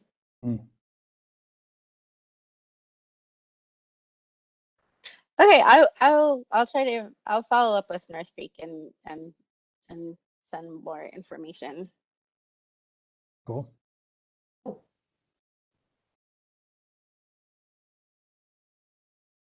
I guess one thing I'm curious about is, I guess I'm wondering, like, Are you thinking that the Conservation Commission would like pay for these to be installed? Well, I think that's part of my question, sort of like Yeah. do we have funds that would cover a project like that? I guess it's outside of the wetlands protection, unless it is under wetlands protection since it's a wetland. Well, it's protecting the functions and values of a wetland. Yeah. Yeah, I mean, I was trying to think of it as like I was thinking of the different pots of money we have. You know, we have some that are specific to certain properties. We have the conservation fund, which can be used for any conservation land purposes, which this is not. And then we have the Wetlands Protection Act funds, which is for administering the Wetlands Protection Act. So I'm not really sure what if we would have the money to do it, like what fund that would come out of, you know? I don't know. Because It could, sorry, I was going to say it could be worth looking into, and it could be a mitigation project. We could have someone else do, Oh, that's a great idea. like the Yeah. other Highland Park project that we were just talking about. Oh, I like that a lot. that's what I was going to say, but if I remember from the act, isn't it very specific about like the replication of wetlands and stuff being the mitigation, or maybe it's looser than I think, but Well, if anything, I think it might fall under that. it could be mitigation, I think, for something that's not destroying a wetland. Hmm. Mhm. You know, if they're Right. Oh yeah, okay. in Riverfront Yeah. area. I think that's Rachel said you said the other one was for a Riverfront area project. It was for Riverfront redevelopment, and it's not a replication in that case. So it was entirely at the discretion of our commission to determine what was equivalent Got it. mitigation or improvement. Hmm. I think improvement of an existing natural resource would certainly count. Oh, so we could have it also like if we knew how much it cost every year, and we were willing to do it, like have that be something that I'm sure there's people who have like enforcement orders or who need to do some kind of mitigation that could just pay for like 10 years of it as part of their permit and cover that cost. But I like that idea of linking it, of just having it kind of in our toolbox. Because that was one thing that I think went awry with the Highland Park project, is that the Deerfield project didn't have the acreage to comply with the requirements for riverfront redevelopment. And so the act says that if it can't happen on the property, that it can be negotiated with the town, and the commission and the town didn't have a good idea. And so Maureen came up with this idea for the Highland Park, you know, for that parking lot, because it was so bare, and the DPW had just redone the gravel, and it was just expansive and enormous, and there wasn't any. So she just invented that. It wasn't something like, there was no toolbox, there was no menu of options that we had really considered. So I love the idea of coming up with doing some forethinking around that.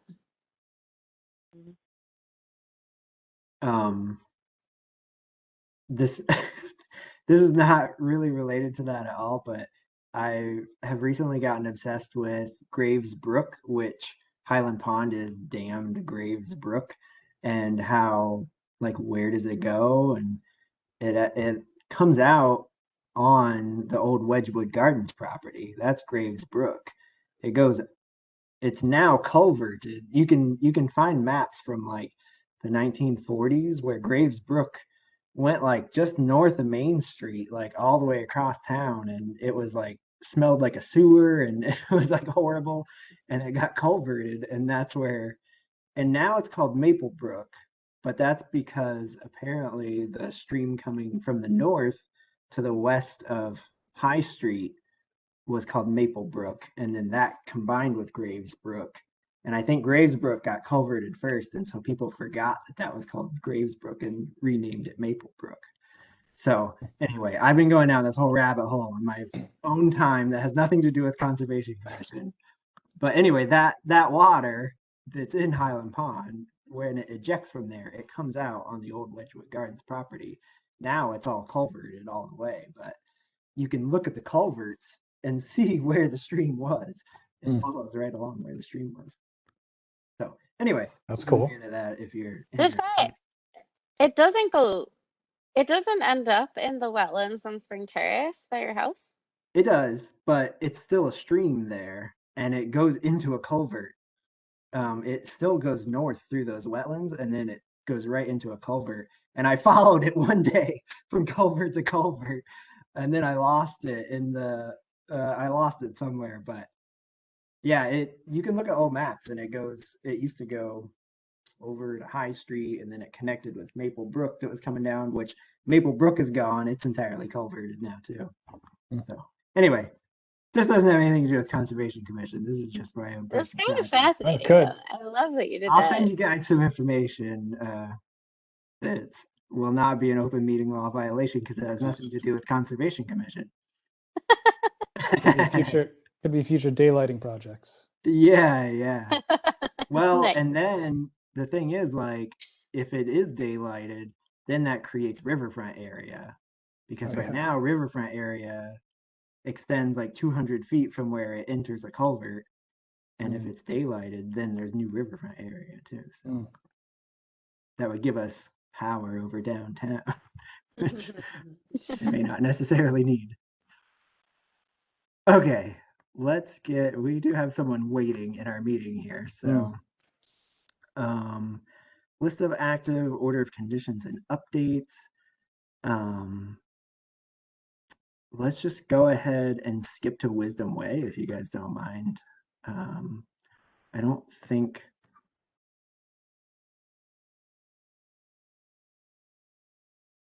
195 Millbrook Road. I don't have anything from Eric. 739 Bernardson Road. I don't have anything for that either. 60 James Street. I don't have anything for that. So that brings us to Wisdom Way / River Street / Mill Street intersection. Oh wait, that one I also don't have anything on, which brings me to Rear Linwood Street, Franklin County Fairgrounds slope stabilization and wetlands restoration. And Mike Nelson is here to provide an update. Oh, I can't hear you. Sorry.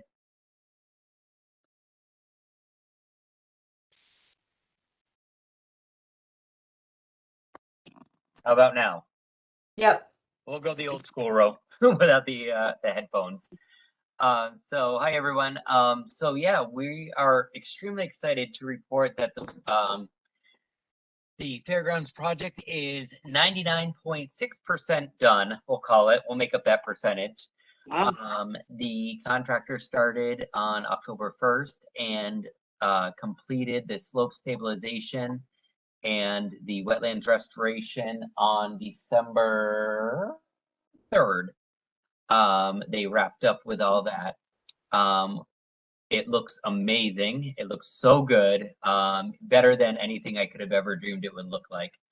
And of course, Mother Nature has been extremely cooperative, which was, well, quite frankly, scaring the crap out of me for the past several weeks. As they're continuing to work, I'm like, oh God, come on, Mother Nature, give me 2 more weeks. We're almost there. And she did cooperate, and we were able to get the plugs into the ground before we had a hard freeze. So they are nicely insulated and theoretically should be ready to go and continue growing. Of course, we'll continue monitoring them for the next couple of years as we're required to do so. But we are optimistic that things got in there the right way.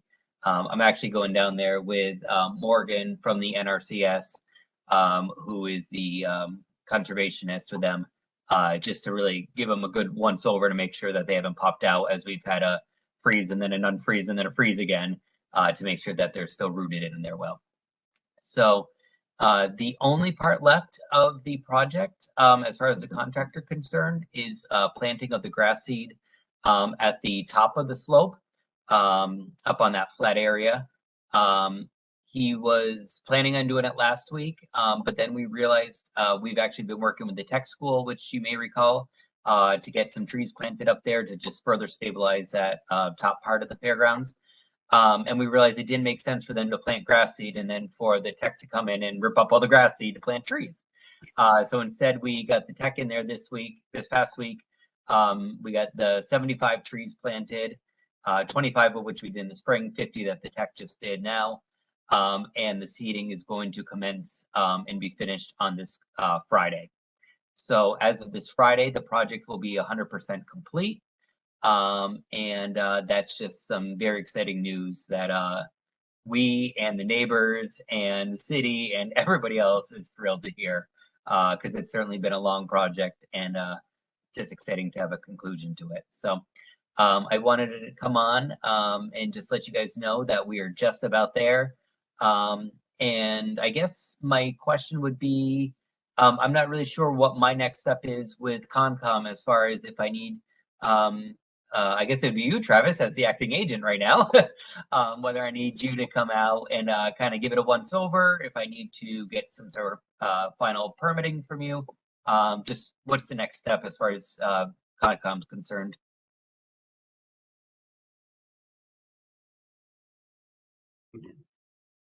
Yeah, actually, Eric is acting agent at the Okay. moment. Yeah, it's complicated. I'm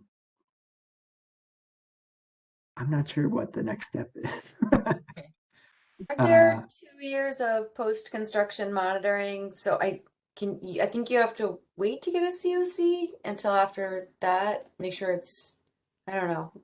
Yeah, that's my understanding from when we got the permit several months ago from this committee. Was I know that's in the order, is that we have a 2-year forget what it is, 70% something like 70% growth for 2 years. So yeah, we'll certainly be monitoring that, of course.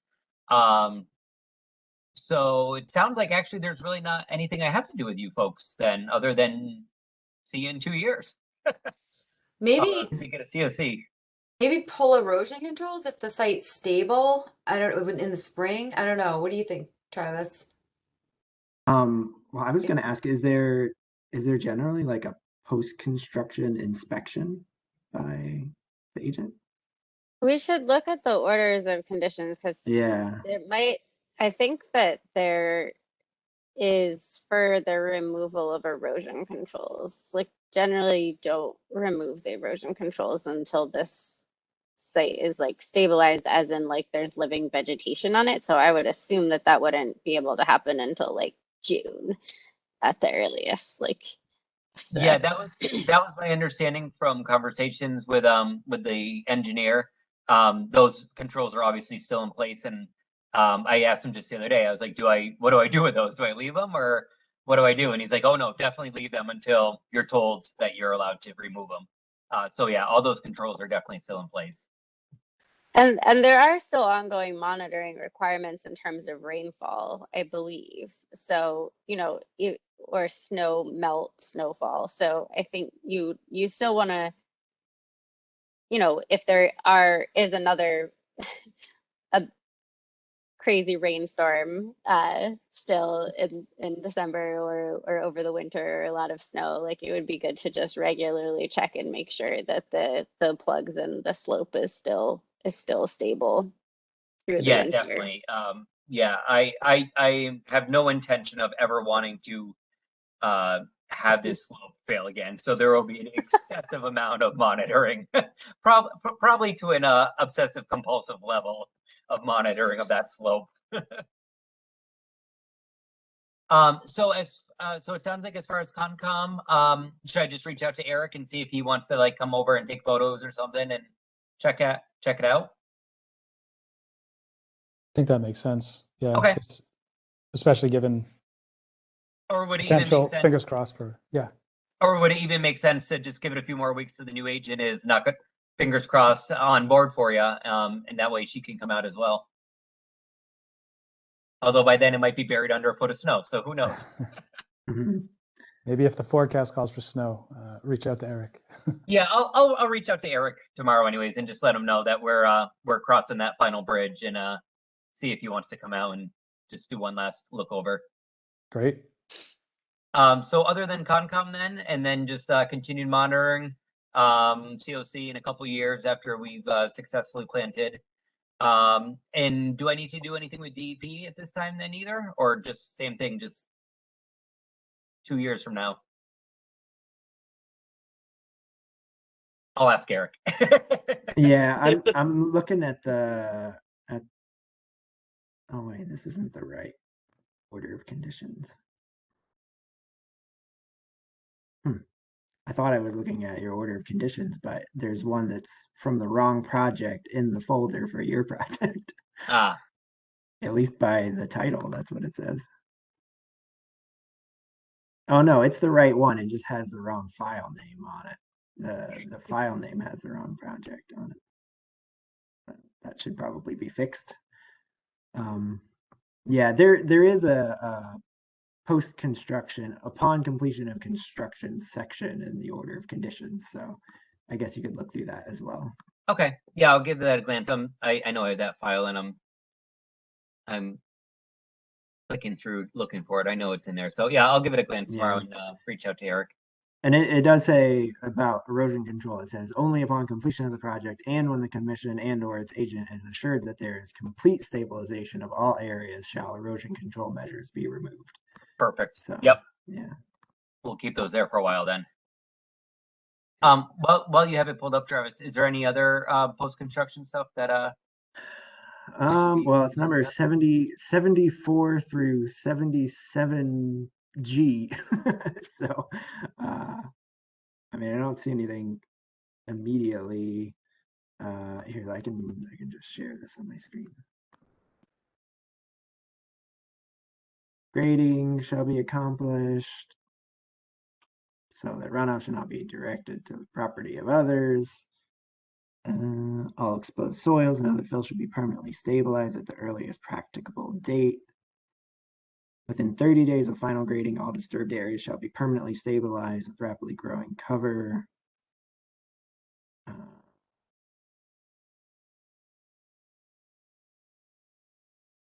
And talks about maintenance. Maintenance of these areas. This condition is ongoing and does not expire. On completion of construction and final soil stabilization, the applicant shall submit the following to the Conservation Commission to request a certificate of compliance. But again, that would be after. Yeah. And then that's all 77 is that whole section. Yep. So that's we're talking about 24 months from now, really. Yeah, and monitoring reports from 2 consecutive growing seasons. 75. Yeah. So there are things that need to be done in the meantime. Documentation and proof of revegetation, operation and maintenance plan should be signed by representatives. Post-construction photographs demonstrating compliance with this order. So perfect. Yeah. But yeah, you can reach out to Eric and okay. All right. But nothing of specific nature that I need to do with this committee at this time. Other than that I'm aware of. Yep. Okay. Yeah. Perfect. Okay. All right. Yeah. Well, great news. Thanks for yeah, glad to hear your project's gone. Yeah, it's like I said at the beginning, it's been a long time coming, so really happy. Yeah. It's a giant red bow on my Christmas present, that's for sure, to be done with.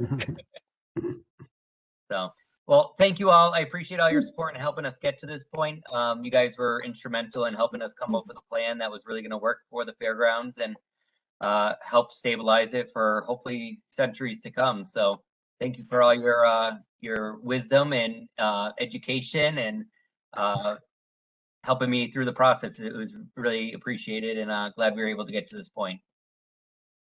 So, all right. Thank you all. For being Have a great here. holiday season. We'll talk to you soon. Bye-bye. All right. Thanks.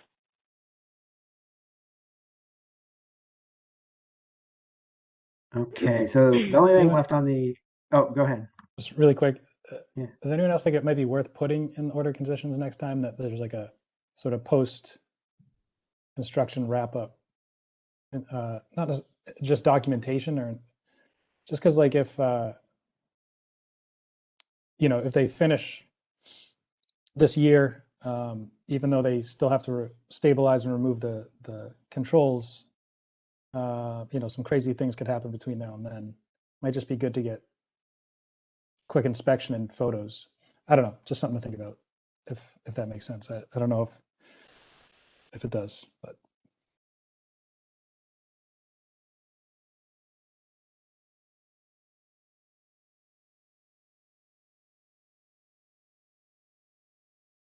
Yeah, I mean, I think I guess I think it makes sense to let us know that construction is complete. I mean, technically they don't have to, from what I'm Right. seeing in here, but okay. I just want to say that, but I want to hold this up. yeah. It's good that it says that the commission needs to, with approval of the commission or the agent, to remove the erosion controls, because that's really the point at which, like, it makes more of a difference to know that the slope has been stabilized with vegetation than it does that, like, the plugs are planted. Just yeah. Mhm. Yeah, no, that makes sense. Travis, I was noticing in the list of ongoing projects, like, it might be worth just looking back at that Deerfield development, the Deerfield Road, because I don't believe that we've ever issued them a certificate of compliance. And I don't know if there's like, is it our responsibility to track like expired permits, like when somebody just doesn't come forward? And it's a little concerning because that was a developer that I believe is like selling the condos that are, or the apartments that are on the property. And I just wonder if then, like, if there's a open permit against the deed, then if one of, like, it might surface in one of those homeowners trying to resell their property and the deed search coming up or some, like, it might be complicated. And I don't know, like, if maybe The we need to defect. follow up with them about the fact, or it probably should be listed on the list of open permits. What address is that? It was What was that? it 5 Deerfield Street, Erica? Yeah, something like that. I'm not exactly sure. What is Rigari's? It's right next to Rigari's.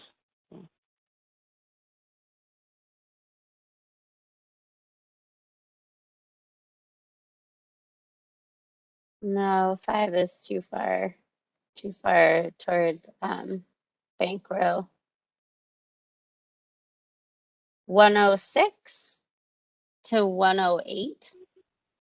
Try 102 to 108 Deerfield Street. Does that pull anything up? I mean, I don't see that on the drive. I see 338 Deerfield Street. 38.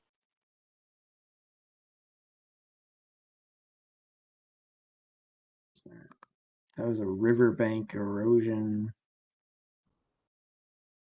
Oh, that was the What one was down by, I think, down by the elderly housing thing there, I think. Yeah.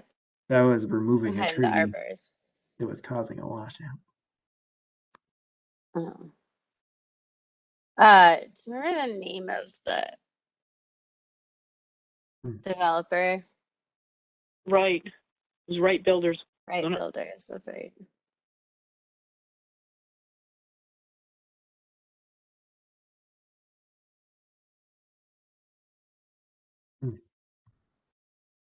It's not searching.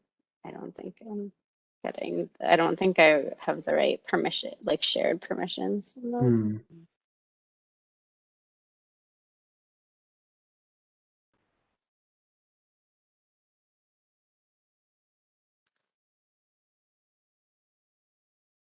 Okay.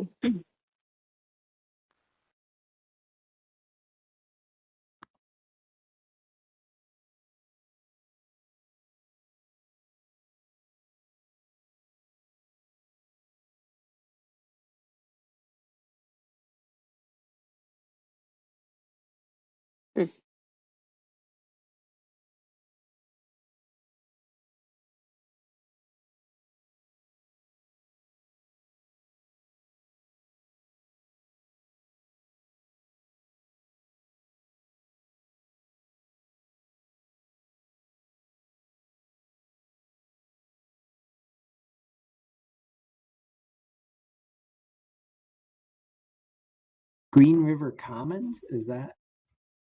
Yeah, that's the new. I was trying to remember. Yeah, Something. I Bring. found Yeah. I found it.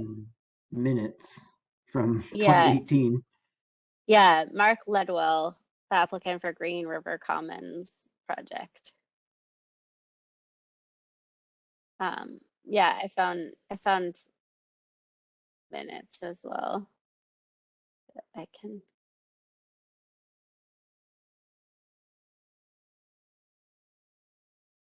So from 12/11/2018, that was discussing the enforcement order.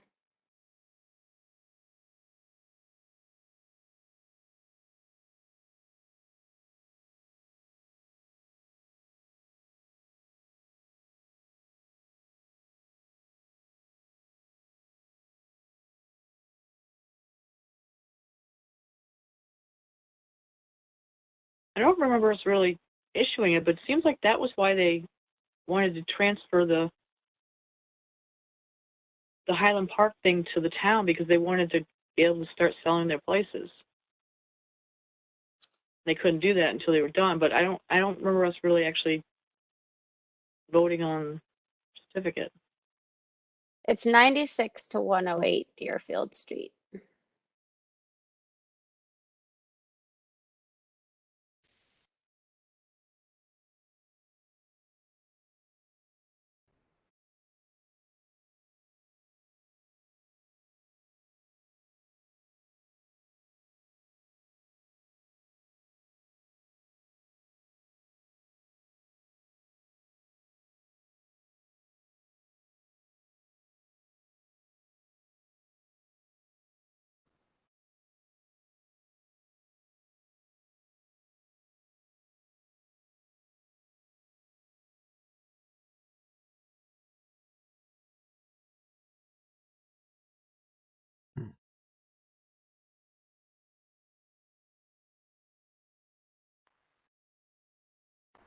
Is anyone finding any of that on like the Google Drive, or I don't see anything I'm for that. forwarding you some things from my email. Oh, I okay. found the plans in an email from Maureen.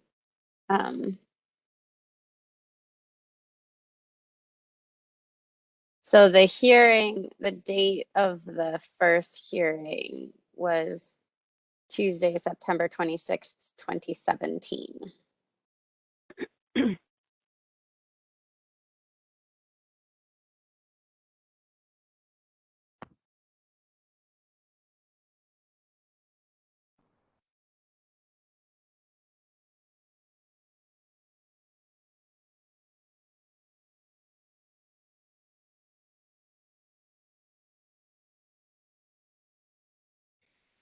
My computer's frozen.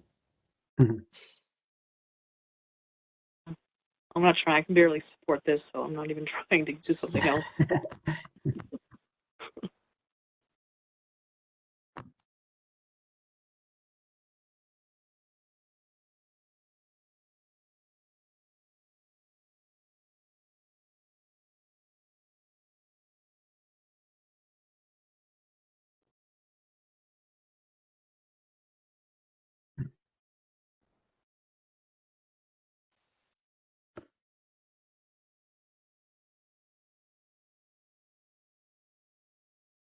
God, this project. This is here, I'll share it. This is do this. It wouldn't let me share before. Am I No. sharing now? Yep. Okay, Yeah. so this was the mitigation proposal. The proposed approach for mitigation of the riverfront area associated with the housing project known as Green River Commons, relocated at 98-108 Deerfield Street. This is September 25th, 2017. And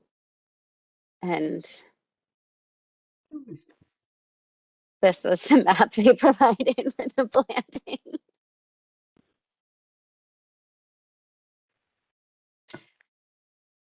And then that was it was a planting schematic that would be repeated along this line. So that's the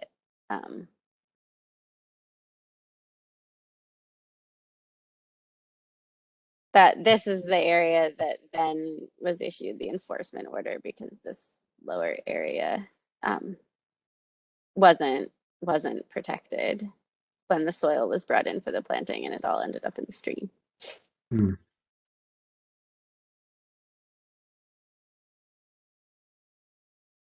I don't know.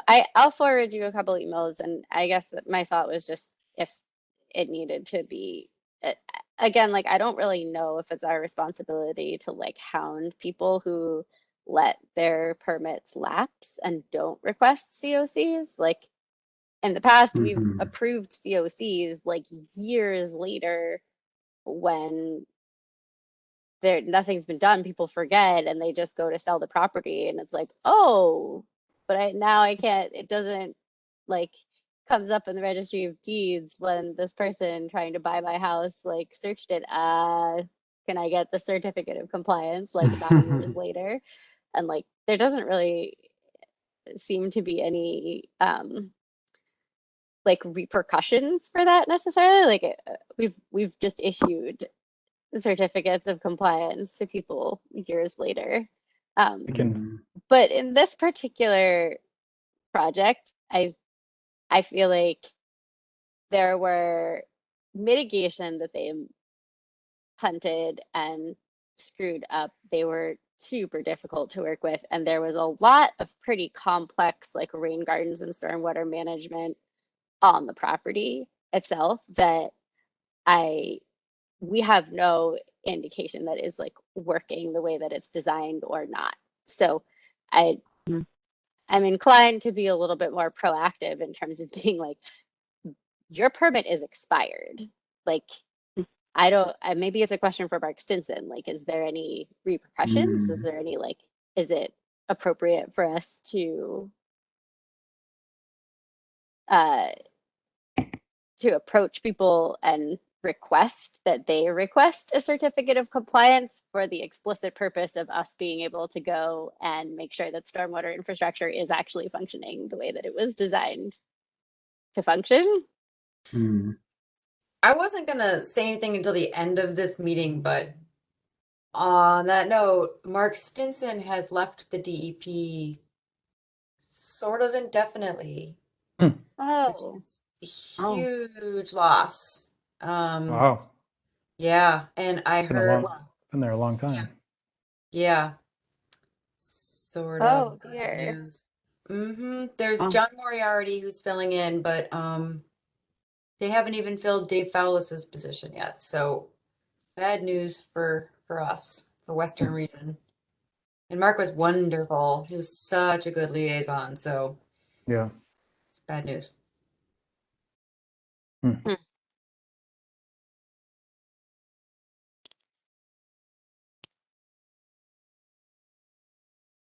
Well, I mean, it seems like it's worth putting out these questions just because of the additional work it would take to locate all these resources in 9 years or whenever someone is forced to come back to us. It's going to be much more work for a commission then. But I don't. Doesn't seem like it's our responsibility, but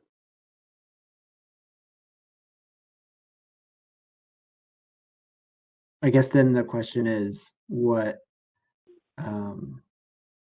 if they don't come to us in the proper amount of time, do we reject the I mean we Certificate of could. compliance. right. it's probably the default step maybe, but I mean, I think we have cause to reject it if their stormwater system isn't functioning the way that they designed it. It was a pretty intricate, like, system of rain gardens and infiltration bases on a very small property at the top of an extremely steep slope down to the Green River. So it was like, you know, if it's not functioning properly, I suppose yes. Yeah.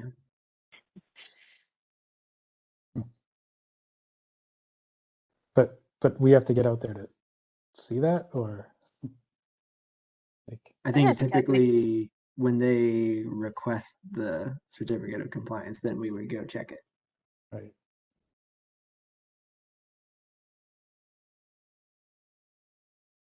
I guess, you know, to add to the list of things our new agent can do, we can have her Yeah. reach out to people who should have gotten a certificate of compliance and remind them that they should have done that. That sounds good. I agree with Rachel because this is a weird situation. It's not one owner. You know, I mean, what if Wright Builders goes out of business? Then who would you go back to? You know, there would be nobody to go to. Yeah, and I mean, I guess my concern is that if Wright Builders is at all still like involved in the project, like if they are still like that they're held accountable for the project being built according to spec, right? Because it would suck for a homeowner to have like purchased a home and then go to sell it and find that there's an outstanding permit, plus they can't get the permit closed out because this rain garden or this infrastructure has like eroded some enormous channel down the side of the bank, and the commission's not going to grant them, you know, for something that was entirely not their responsibility. So I feel like, Right, but you know, just from a accountability perspective, like, I guess if punting the mitigation onto the town allowed them to sell the property, then like, I guess did the town then have to have the apply for the COC? Like, I don't know. I was confused in that whole process. And would like some clarification around whether the right builders is still responsible for that property functioning. And we've never gone back to see it in completion.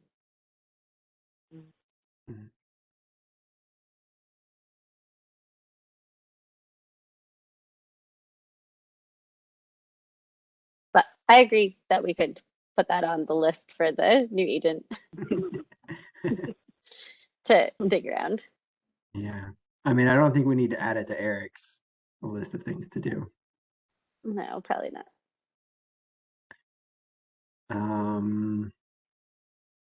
Yeah, so that's the last thing on the agenda. I wanted to also just mention, so I was going to mention that Mark Stinson thing, but also that I'm planning on being away on vacation on January 25th. So I will not be present for that meeting date. Okay. And speaking of meeting dates, our next scheduled meeting day is Tuesday, December 28th.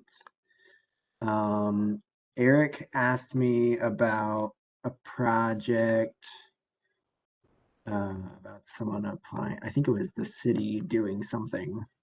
I don't know. I don't remember right now, but he asked if we were going to be holding a meeting on the 28th or if they should plan to come to our January meeting. And I said that I was going to ask the commission if are people going to be like traveling and like no one's going to be able to attend that meeting or on the 28th. I'm Does around. anyone- I'll be in transit. It would be difficult for me to attend, but yeah, I was already thinking about potentially calling out for that one, but Okay, and just so you know, Are there, Eric did put that project on to January, the January 12th or whatever. So I don't think there are any other public hearings or meetings at this time that would be coming up on the 28th. So we could not hold that meeting unless an emergency comes up or something that, you know, we need to. I think if there's no actionable items on it at the moment, then it's perfectly reasonable to Yeah. meet in January. I'm going to be away, but I mean, I could get it on my computer, but that's only if I remember. I'm also going to be in Tuesday. transit, so it'd be difficult Okay, for me to. so we'll say Yeah. no meeting due to lack of quorum and no actionable items. Sounds reasonable. Yeah. All right. Have good So then- holidays. Yeah. Happy New Year's. Does anyone want to make a motion to adjourn? I'll make a motion to adjourn. I'll second that motion. Any further discussion? Any opposed? Anyone abstaining? All right, we are unanimously adjourned at 8:56 p.m. Happy holidays. Yeah. Happy holidays, everybody. Bye, everyone. Yeah. Safe traveling. You too.